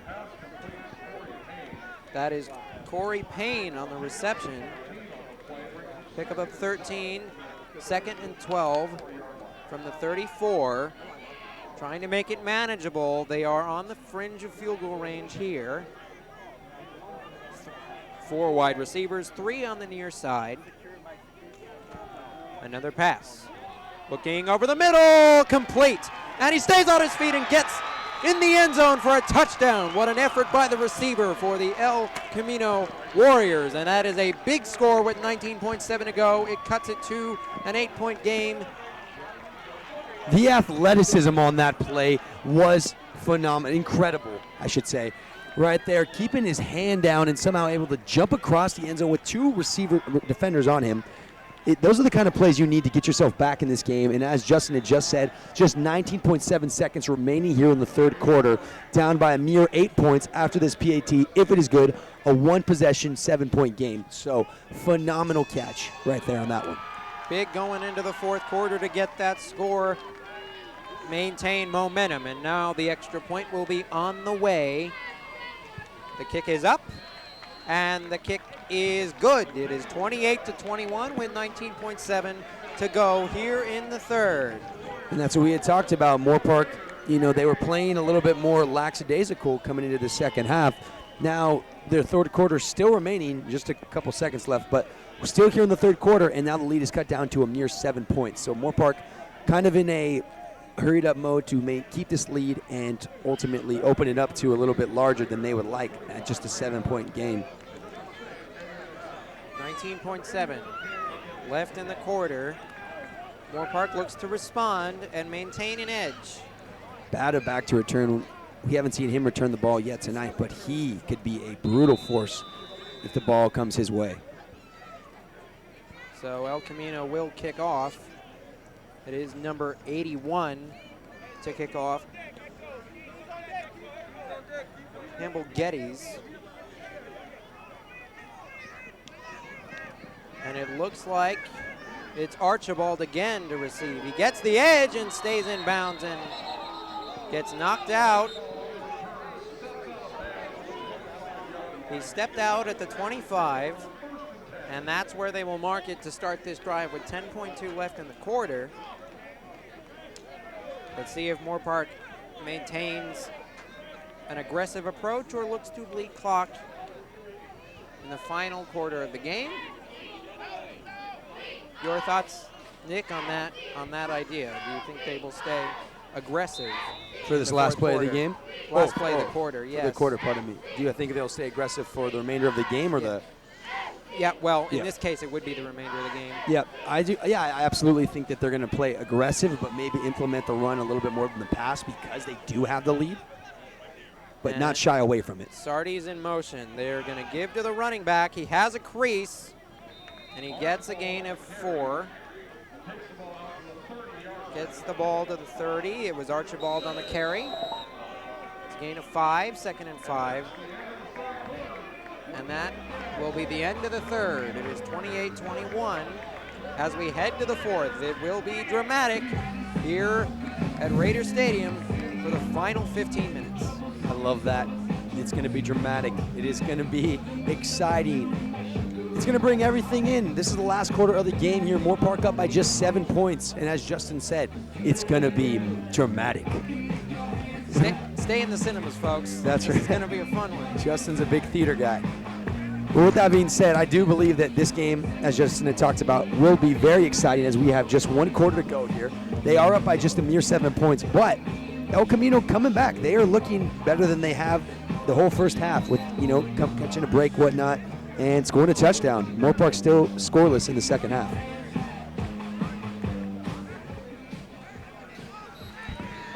So we start the fourth, and we will see what the approach is for the Raiders as they are up by 7, 28-21 the score, with the final 15 minutes to go here in this one. If Moorpark does win, they will improve to 2 and 3. El Camino will drop to 3 and 2. And the snap is good and complete, and a flag late. Dupree Fuller on the reception. Dupree Fuller, a solid gain there. We'll see what the flag is about.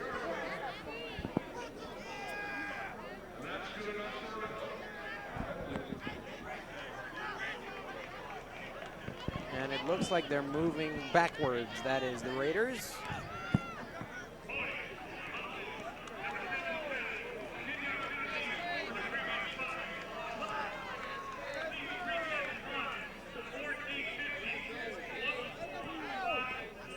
So that is Mark Diaz on the penalty for the offense. They have reset the clock to 14:50 left. 2nd and 15 from the 20.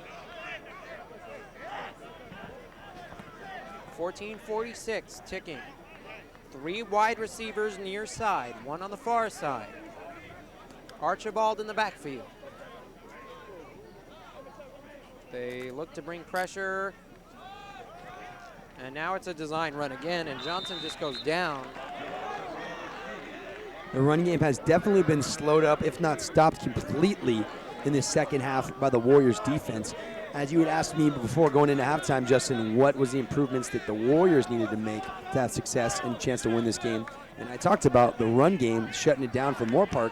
They have done that. They have upheld their part, and as so, the scoreboard for the second half reflects that. Technically, they would be up 7-0 in the second half, and they have completely shut down the run game, as Moorpark should be forced to pass here on a 3rd and very long. And in motion is Cuevas. The snap is good, and they're going over the middle, and it is short. And see what the official word is. They are marking it incomplete. One saying complete, one saying incomplete right here. One saying complete and incomplete. It was intended for DeAndre Smith. Either way. Does look like they're gonna. They are. The officials are talking it over. They are confirming that it was incomplete. And they are backing the ball back up.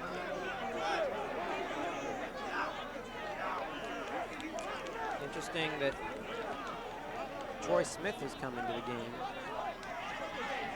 Well, we do know that he has the ability to punt the ball, as that's what it looks like he is out there for on this particular play. Possible pooch kick opportunity here. Beware of number 83 on that return team. He is deadly with 2 punt returns on the year, Robert Farrell. Oh, and it appears it's a fake. And it is incomplete. Not exactly sure if that was designed. 13:36 in the 4th. And that is a big play now as El Camino starts well into plus territory. 28-21, they have an opportunity to score very easily here.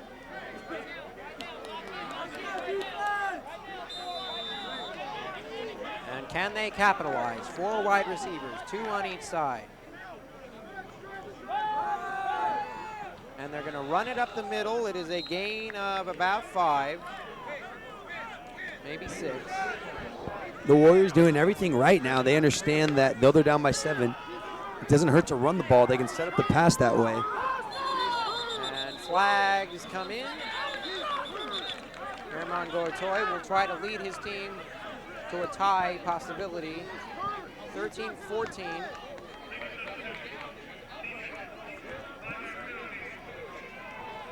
Nothing going Moorpark's way. And it is an illegal substitution penalty.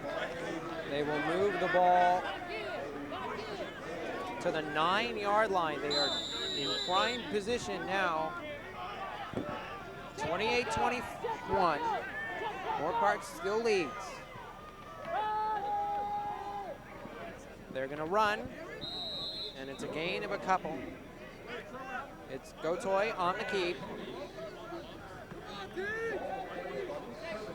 It's a gain of 2. 2nd and goal from the 7. Moorpark cannot let them back into the game this late. Chance to not only tie it, but eventually take the lead with the whole 12 minutes and 44 seconds remaining in the game. Biggest possession to this point. Look to the sideline. He's got it. That is a touchdown. They've called it. And a possibility for a tie game here. 28-27. Currently the score. Execution, that's the word, execution. We have seen a lot of execution tonight in the second half by the Warriors. It was all Moorpark the first half. It was all El Camino the second half. So thus far, I mean, we've seen how they've been able to come back, they shut down the run, and then they score, and then they're able to relax. They understand there's a lot of time. Stop them on a huge 4th down. El Camino stopping the Warriors, I should say. And now with this kick, they just tied the game up. Big touchdown there for the Warriors. And as this game progresses to the final stanza here, we must wonder whether that fake punt will come back to haunt the Raiders here. So 12:33 to go, 28 all. We are set up for a dandy for the final 12 and a half minutes here. This is going to be one heck of a finish, either way you look at it. It is, as you talked about, dramatic to say the least. And sports gives you that in the right situations. We are in that now. Again, the records for both teams coming into this game. 3-1 for the Warriors, 1-3 for the Raiders. Moorpark undefeated at home, although they've only played one game. Back to receive. It is Bada. It is Archibald. And to kick off is the Warriors. It is driven all the way back to the goal line. He will take it out. It is Bada. And he slips. And he will be marked down, and it appears he is hurt for sure. His leg, I could see his leg twist from here. Bada looks to be in a gruesome amount of pain right there as his leg just gave out. He takes his helmet off right now. You can see that at the very least he had to have tweaked something. You hope for the best, but if Bada goes down, he's flexing. Bada goes down, that's a huge blow to the offense for the Moorpark Raiders. He's flexing his left leg. He just slipped and went down to the ground. There are a couple of flags on the play. Now that comes when you play on a turf field, which 90% of college fields nowadays are turf, but because of that, they're a little bit more slippery, and obviously things such as that, little almost ruts in the road will happen to players, and that can be detrimental. He definitely looks to be in pain. Bada is not happy. He is limping, and they are.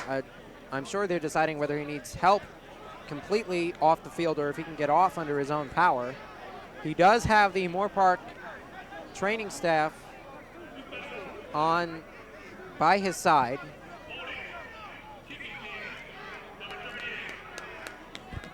There's a holding. And Ryan, you're down there right now. Obviously, you're right next to Eddie and Bada.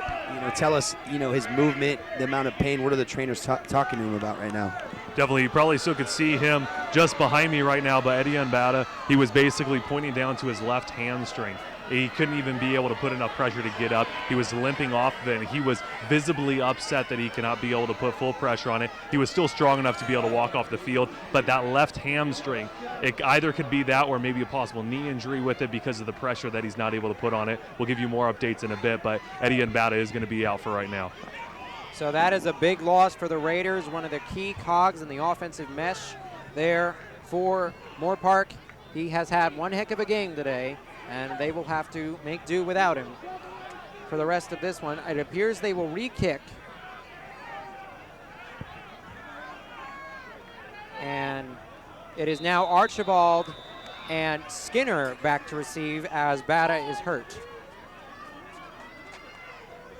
Huge blow to Moorpark. They are, to say the least, dealing with adversity. And it is a beautifully angled kick into the end zone for a touchback. It will come out at the 25. And this will test Moorpark's toughness. Injuries, they have just given up a score to tie the game with 12:23 left in the fourth. 28 all. We will see what they can come up with and how much resolve they can show.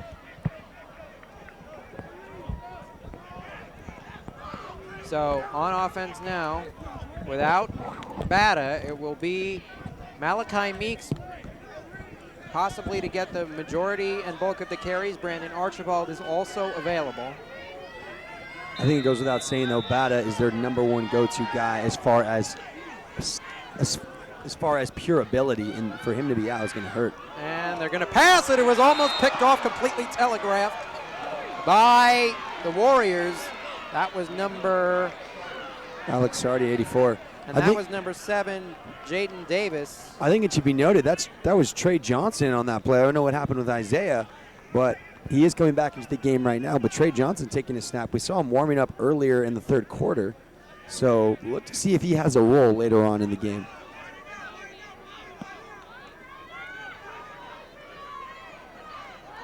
So it is Meeks in the backfield, 4 wide receivers, 3 in the near side. They're going to snap. They're looking screen. It's Sardi, and he again gets met. The same player. Looks like Colin Payne, excuse me. That was Colin Payne on the previous play as well. Payne read that the entire way, saw the route, saw the ball coming in, and made sure that Sardi paid for it. Colin Payne just really laid a hard hit right there on Sardi. He saw that screen the whole way and played tight coverage. Good open field tackling early on this drive for the Warriors. Payne laying the pain. 3 wide receivers on the near side. They're looking, oh, what a catch. Oh, wow, Reese Smith. And that was pinpoint control. Talking out about to the 37. That was a brilliant snag.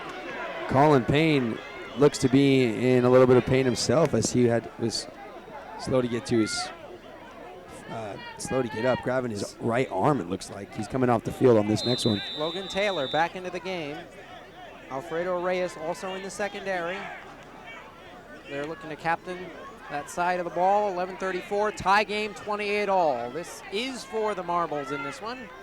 Not in terms of time, but when it comes to score, we are tied.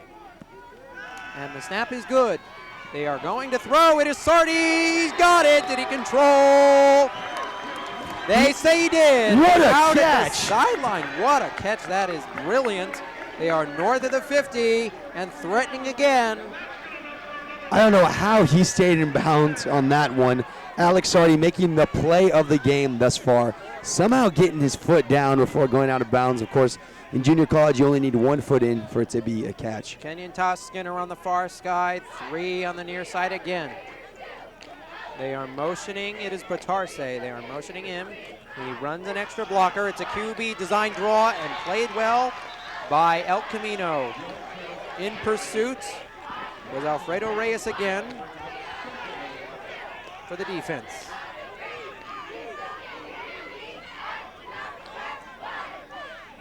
.10:39, ticking away. Dupree Fuller, the big man, coming back in the game. You know that he's going to be involved in some sort of scheme on this next play. Sardi coming up big on this drive, as well as Reese Smith, the 2 receivers with the most receptions in this drive to date. Johnson now to the right. They're bringing 4. They have pressure. He rolls out. He's going for the sideline. Good effort. A flag late. A flag late. We will see who it's on. There was a lot of contact down near that sideline. It was intended for Skinner.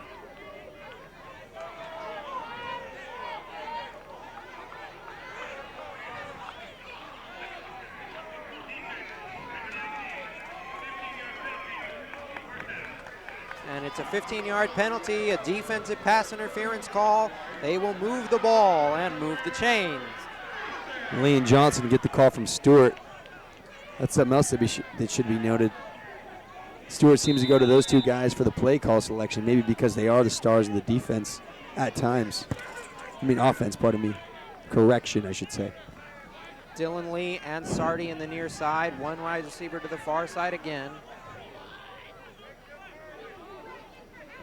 Pardon me, there's 3 to the near side. They give to Meeks. He looks for space, doesn't have much. We'll get a couple.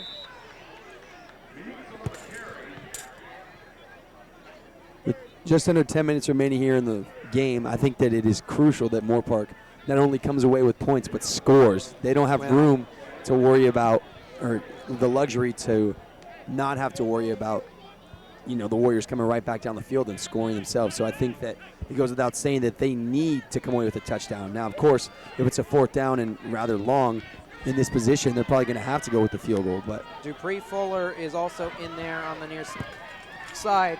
We'll see what Moorpark elects to do with 9:24 and ticking. And now they pass again. They are going deep. And was he in? He was. What a catch. A touchdown for the Raiders. There is a flag on the play in the backfield. Isaiah Wow. Johnson, what a dart. Throwing just over the defender, perfectly placed just before the back of the end zone. Shot block on the offense. It's coming back. Kenyon Toskinner was on the reception.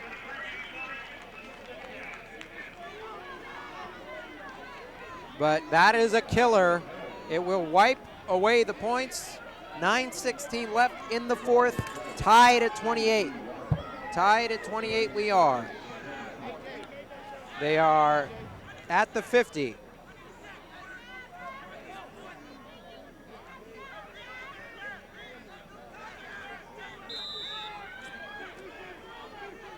Second down and very long.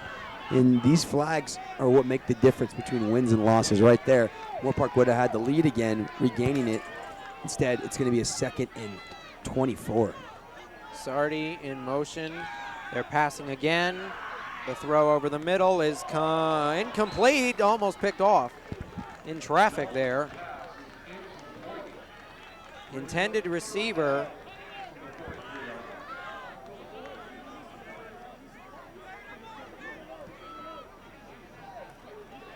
Was number 31, Zach Jones, a name we haven't called quite all that much today.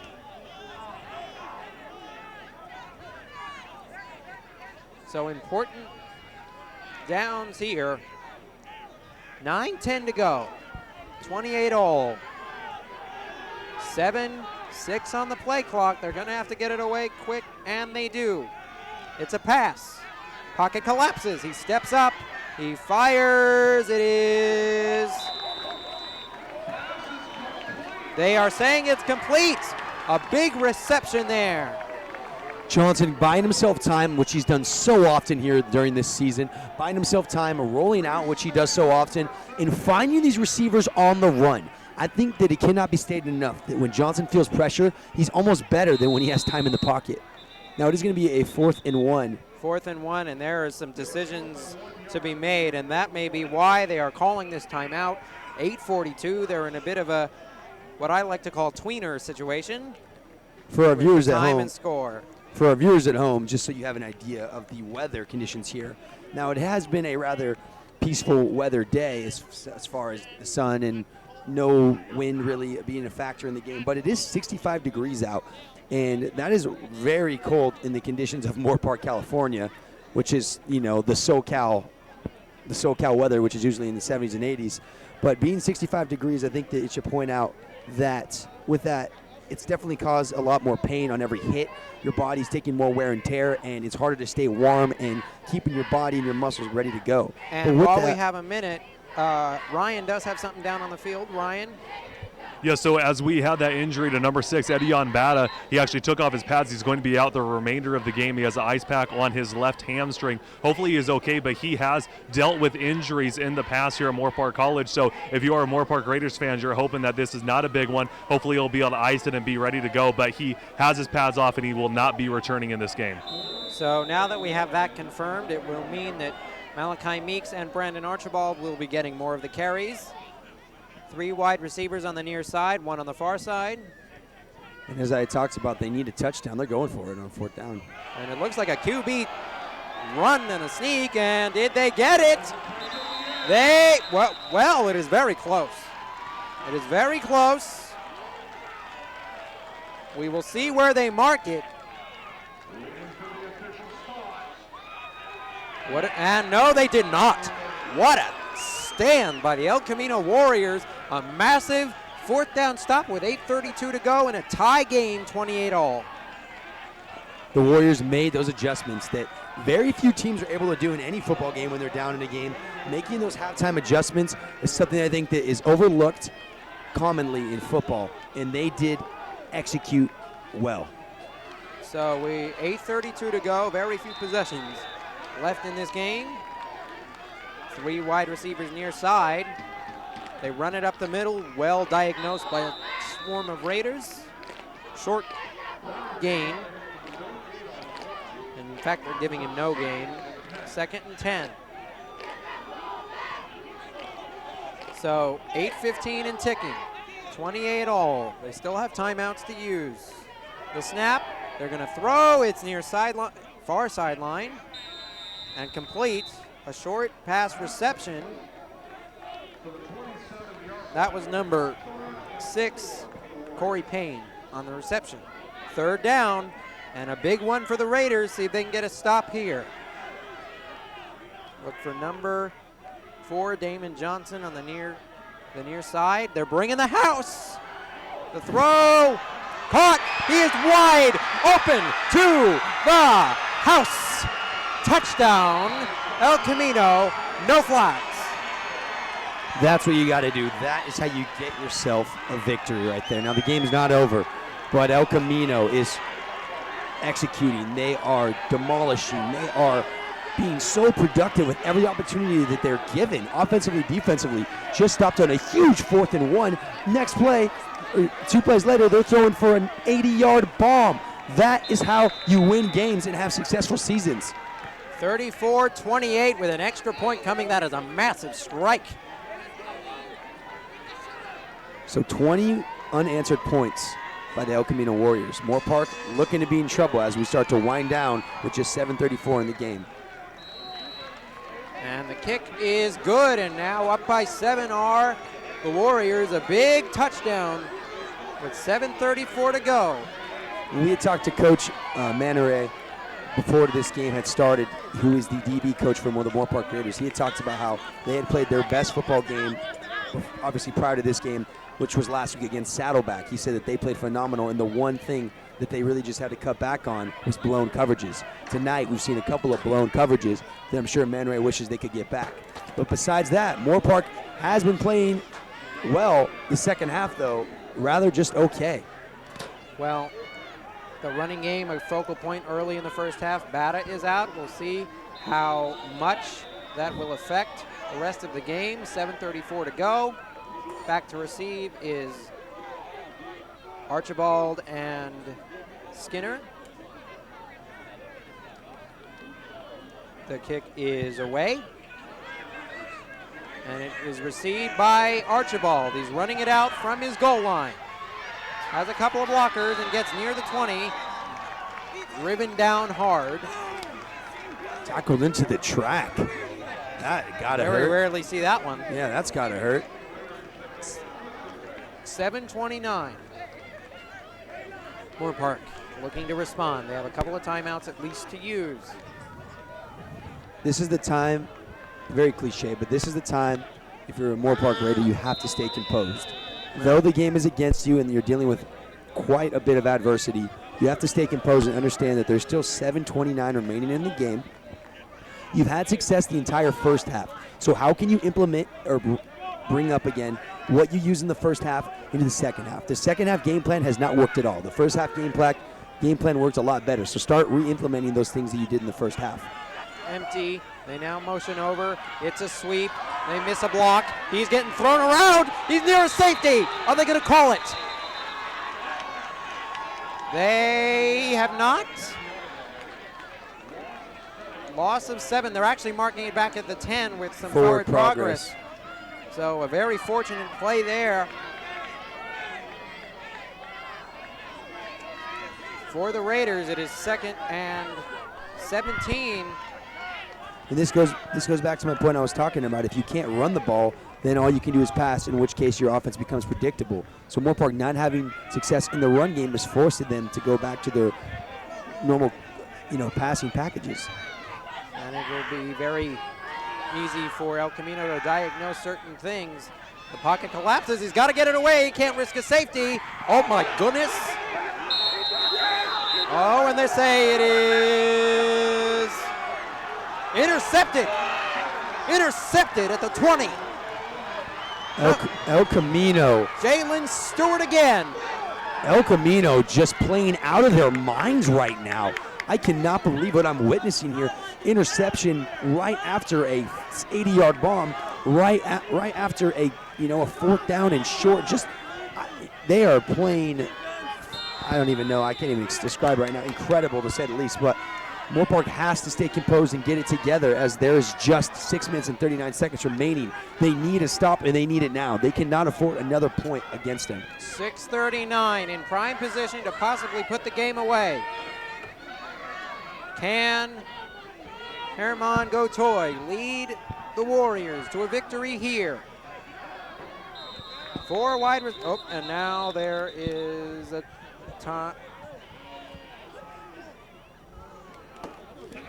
There's a timeout. El Camino calls it. I think that's a smart decision by the El Camino coaching staff. Though they have the momentum on their side, they have to calm down now. The game is within grasping of this victory for them, but they need to slow it down a little bit now. Now that they have the momentum on their side, they have a 7-point lead. Let's throw it down and relax a little bit here.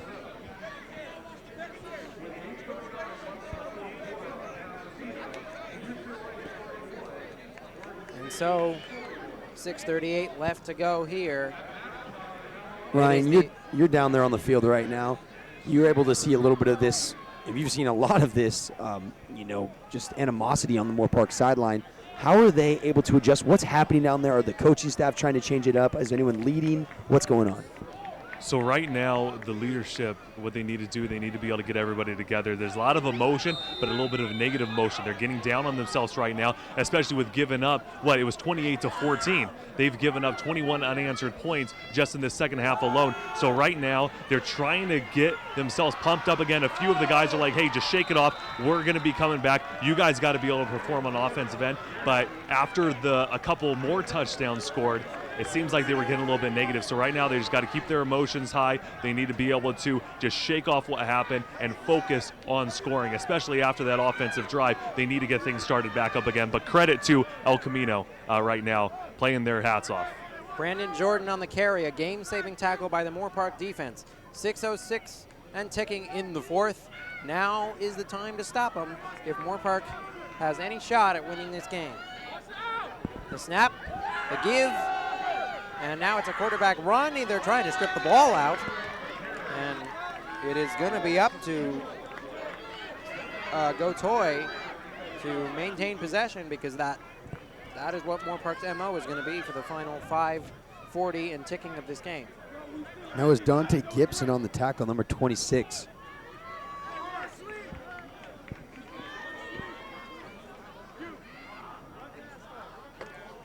And now there is a 3 wide receiver set. They are going to bleed as much clock as they can. 10 on the play clock and ticking. They are going to go under 10, maybe even look under 5. The snap, another run. He's got a hole. Did he get in? Yes, he did. That is a touchdown. El Camino Warriors. A big score that possibly puts this game out of reach for the Raiders. 41-28 with 5:06 left. The Warriors, hats off to them, as Ryan had talked about. They have done everything right as far as making the adjustments that you need to make in the second half, executing the adjustments, and giving Moorpark their own set of problems that they now have to adjust to, because the Warriors have answers for everything and Moorpark has none. Right there, we just saw that their running game now that wasn't successful at all in the first half is incredible. I mean, they're dominating in every area. Their offensive line is picking up those key blocks to spring those running backs free, and just like that, we're seeing that is going to be blocked. But just like that, we're seeing the Warriors literally come through and take this game back. And now it's getting to the point where if Moorpark can't stop it, it's going to get out of hand. And Moorpark is now down 28-41, a missed extra point for the Warriors. 5:06 to go, and it looks like Moorpark will have to score quickly to have a shot in this game at all. 28 points, a solid showing in terms of offensive play.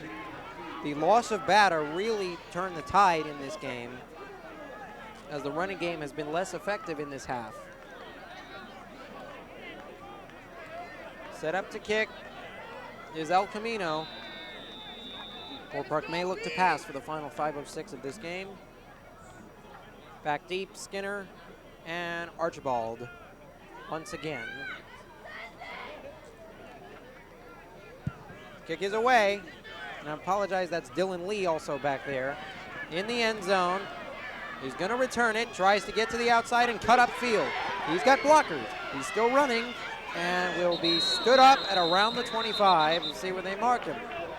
Number 26 there for the El Camino Warriors laid the hit and was trying to also rip it away from Jamari.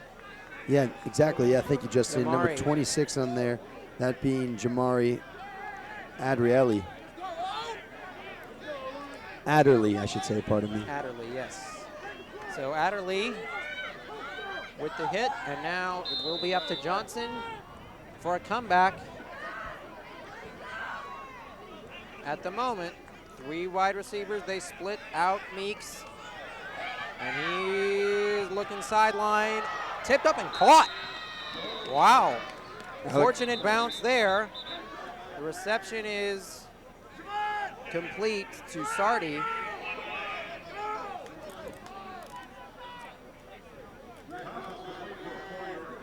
Number 63 for the Raiders, Juvon Eve is coming into the game, an offensive lineman. Well, the luxury of running the ball goes out the window at this point, as with just 4 minutes and 37 seconds remaining in the game, it's going to be all passing. And Ryan, you have something down on the sideline down there. Have you spoken to any of the players about the fortunes of this game? Yeah, so I was speaking to a couple of players, and you also were mentioning about a leader on the team. One thing that I'm seeing out of the Moorpark Spirit Squad, the cheerleaders staff, they are trying to pump up their team. They're trying to get their team up and ready to go. Also, Eddie Nbata, number 6, he just got out with an injury. He's been keeping the team up, trying to make sure guys are accountable for, but also pumping them up to be able to go out there. There's still some optimism out here on the Moorpark sideline. They are down 28-41, but they think that their offense is good enough and played well enough in the first half against El Camino to be able to come out and score a couple of touchdowns. So optimism is still there for the Moorpark Raiders. So now the snap is good, and Johnson is sacked, brought down by number 91 of El Camino, Brennan Fields. On the sack, 4:08 and ticking. That is a big sack there. Lead time off the clock for the Warriors. It's going to be a 4th down here. This is going to be the ball game. If they aren't able to pick up a 1st down here, all El Camino has to do basically is run the clock out as they have a nice 2-possession lead.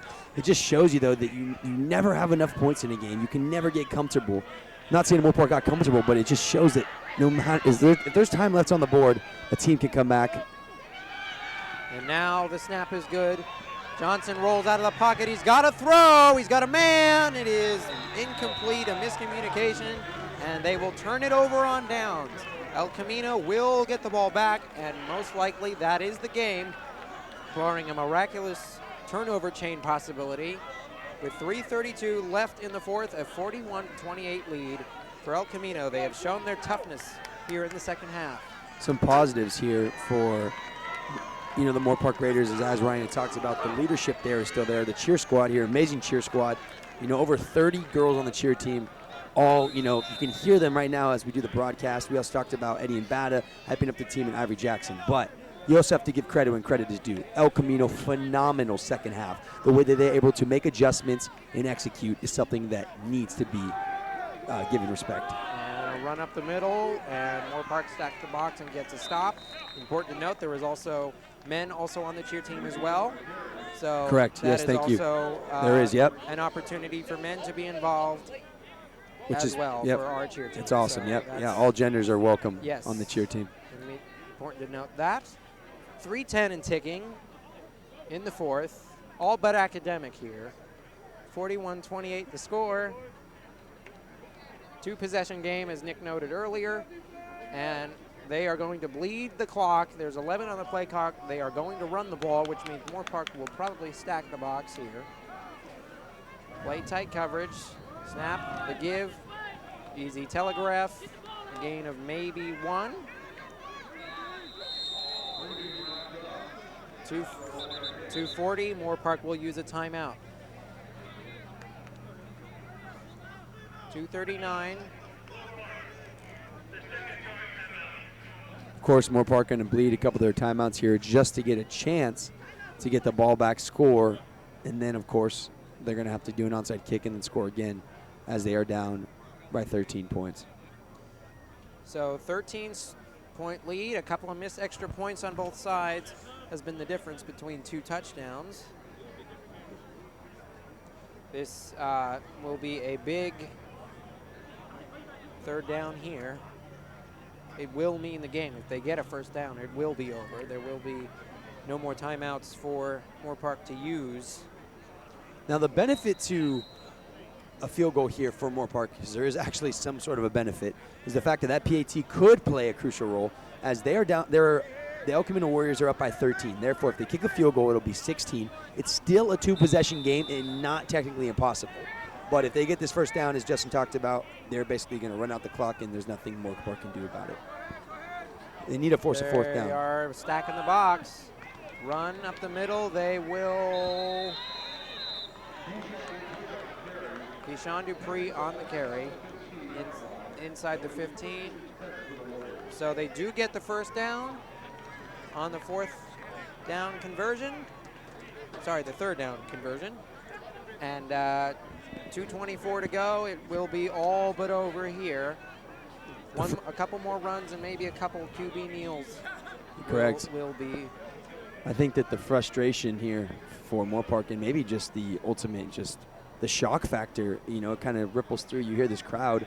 You can hear our mics amplifying on the speaker because of how silent it is now. It's just, astonishing that this happened. But at the same time, El Camino, what a game. What a way to turn it around. And if you could give me a definition of the game's not over till that clock's over, I think that El Camino embodies that. They were down 28-14 at the start of the third quarter. They have scored 27. That's some good math right there, Justin. I know points. It took you a second. It took me a second to add. He was thinking about it. Yes, it did. I needed to be accurate as I could. Again, 27 unanswered points, but it all does trace back to the injury of Edwin Bada near the end of this game. For Moorpark, that's when the fortunes did turn. Now, they aren't kneeing the ball, so technically there is a chance Moorpark could make a turnover play here. Well, and what Moorpark will do is they will try to strip the ball at this point. Correct. 1:44. They are going to go under 10. They do. A good run. And he's still on his feet. What a powerful run there. Inside the 10. It's a gain of about 8. 128 and ticking. No timeouts left for the Raiders. And if you're Moorpark here, you got to play for pride to not allow another touchdown to go up on that board. And if you're El Camino, you're ultimately just trying to run the clock out. But if the opportunity seizes itself where you see that you could score, I mean, I guess it really depends on the kind of, I'm not saying it's not classy to score, but I think that ultimately you're just trying to come out of this game with a victory. There's no more points that need to be put up on the board. But El Camino definitely looking like they are in a scoring formation, to say the least.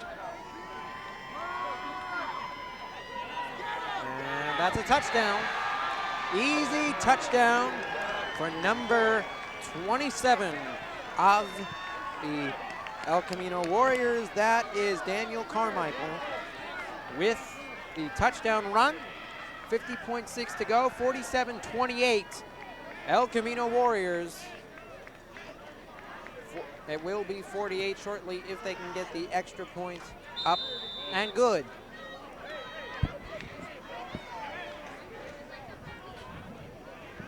El Camino now.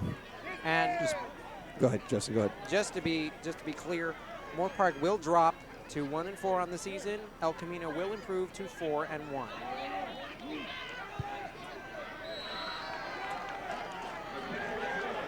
Just 50 seconds left. Moorpark might, try to throw a deep ball just to add to the, I guess, take away from the deficit. But with this situation down now by 20 points, just crazy how the tides have turned 48-28 with just 50 seconds remaining in this ball game. You want to play with your head. Don't get too intense. Don't let your emotions get the best of you because of the frustrations. Just get off the field and work on next week. Watch film, see how you can get better. See what areas they did improve on, because as we started this third quarter, Moorpark was doing everything right. So there's a lot of benefits that they can, ultimately look at and see how can we implement this into next week. Now, we should let it note that next week is actually going to be a bye week. Yes. So they'll have 2 weeks to ultimately look at their schedule and see how they can adjust and match up when they go on the road to play. They will play. Pardon me, College of the Canyons. College of the Canyons, COC. October 17th. And for Glendale, they also have a bye week in week 6. I'm sorry, not Glendale, El Camino. They also have a bye week, week 6. Week 7, October 19th, they will be at home versus San Diego Mesa at 6 o'clock. So there was a fumble on the play as well, but it is recovered by the Raiders. And a chippiness at the end. Refs trying to break it up. No flags thrown yet. So looking ahead, again, both teams have a bye week, an extra week to prepare for their respective opponents. Moorpark on the road, and El Camino will be at home again versus San Diego Mesa. The next time we will be covering the next home game, which is going to be when they play Ventura College for the Citrus Cup, October 26th. That's going to be a pretty exciting game because of, the rivalry. The in-county rivalry, exactly. As far as College of the Canyons, it is not 100% that we will be going to that game, though it is likely.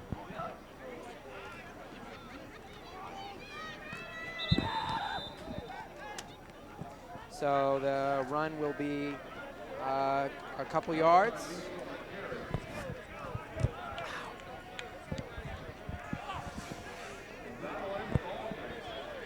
And that'll be it. 24 seconds, they will let the clock run out.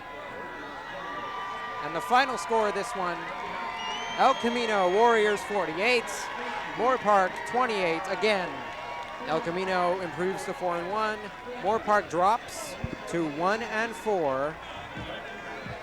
Nick, final thoughts on this one as we wrap it up. Some mistakes at the end of this game and some injuries playing a role. Final thoughts on this game, Justin. To start off, wow. It was definitely a shocker that I don't think any of us expected. Moorpark, I'm not saying that they had it in the bag to start the third quarter, but I did expect them to come away with the victory as El Camino had no answer for the run game, and then Moorpark's passing game was just operating at full cylinders.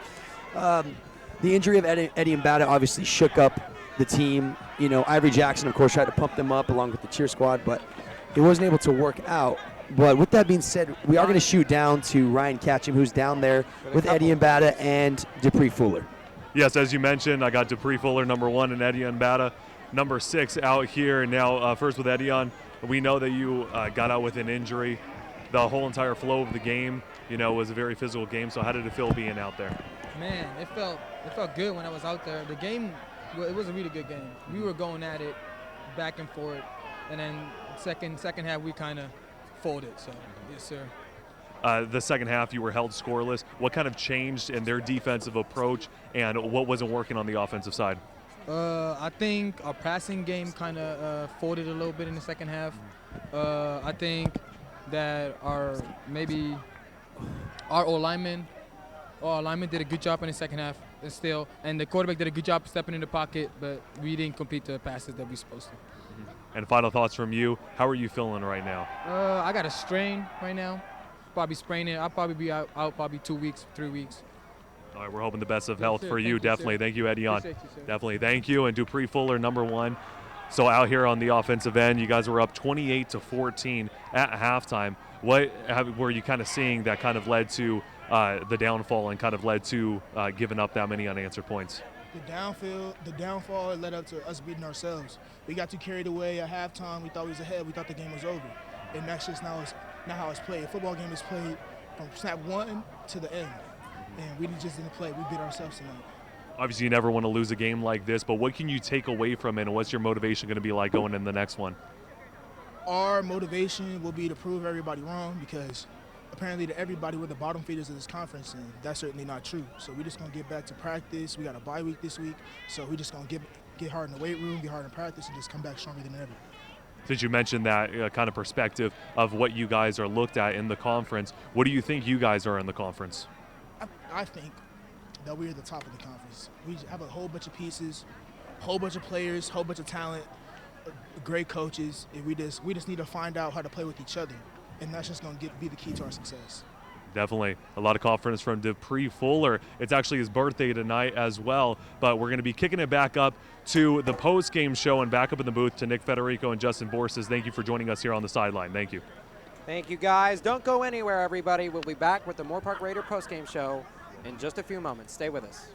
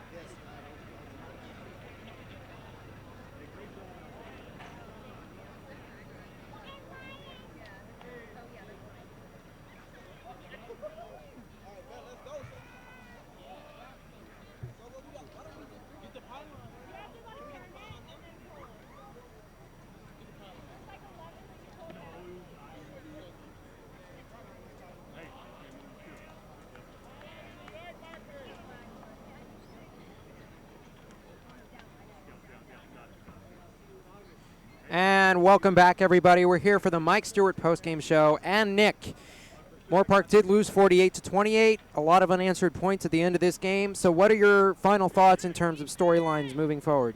Well, you know, the first half and the second half were two completely different stories, Justin. First half, Moorpark had executed. Their run game was finally working. We hadn't seen it work all year to that degree. They were having success. Second half, disaster, to say the least. Eddie Mbada gets hurt.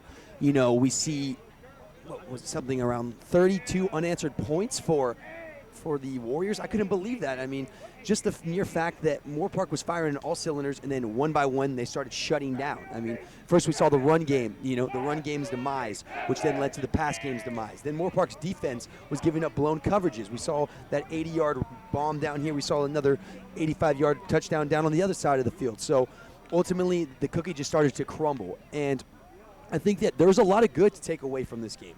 Now, the first half, right? We can look back at how did the run game work. Now, the second half, the adjustments were made, which brings us to our next point.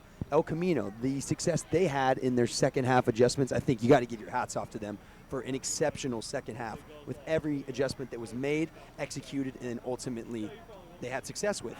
So I think that there's a lot that didn't come away from this game. Ultimately, there's going to be a level of defeat and resentment because Moorpark did have this game. I mean, they were up 28-14 starting the second half.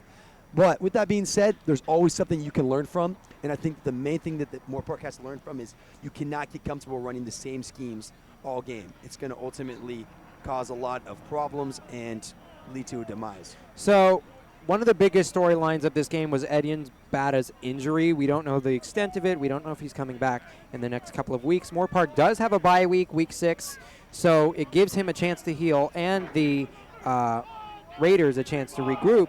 But what do you think the injury means for the rest of this running back core? I think that the standout situation, the issue that's in their face now is that Brandon Archibald and Malachi Meeks really have to pick up the slack. Now, roughly, if you can make a guesstimate here, I would say Malachi Meeks takes 2 snaps for every 1 snap Brandon Archibald does. But that means that Archibald's going to get a lot more reps now. So Archibald really has to indulge himself in how can I be the best running back possible? What schemes is Moorpark going to put me in so that I can succeed and help my team succeed? Because Bata is the biggest guy, but Bata's almost a mixture of Archibald and Malachi Meeks in the fact that he can play like that tight end / inside running back position that Meeks plays, or he's also quick enough to be an outside runner like Archibald. So the fact that they lose him, they lose a level of diversity, and those two are really going to have to pick it up in the run game. Well, and for El Camino, their deep passing game really paid off in the second half thanks to those unanswered points. How do they continue that success in the next couple of weeks? I think that how they continue the success is, first of all, don't wait until halftime to make adjustments. But if that is the case, I think what they need to do really is figure out how to find a 1-quarterback system. And then we saw Gotoy get the majority of the reps, but between Noveo and Gotoy, it was constantly back and forth, and that wishy-washiness is what caused them so much distress in the first half. But the second half, they were consistent with Gotoy. They saw the comfortability, the chemistry start to develop, and very few teams have success with a dual quarterback system. I mean, El Camino obviously does. They're 4-1, but it's not really a dual quarterback system. It's a majority of Gotoy with a little bit of Noveo here and there. So I think that they continue the success by installing more for Gotoy and ultimately just moving to a 1-quarterback system and figuring out how they can build off their own run game. So there you have it. Moorpark is now 1-4. El Camino is 4-1. Both teams have a bye week. Join us for Moorpark versus College of the Canyons Thursday, October 17th. Again, week 6 is a bye week. We will not be on the air. Join us for a tape delay game. You could see it on the Moorpark Raider live stream. Thank you so much for tuning in to the Moorpark postgame show. I'm Justin Borsis, your play-by-play commentator, alongside Nick Federico, your color commentator, and for Ryan Ketchum, our sideline reporter for this game. Thank you very much and have a great night.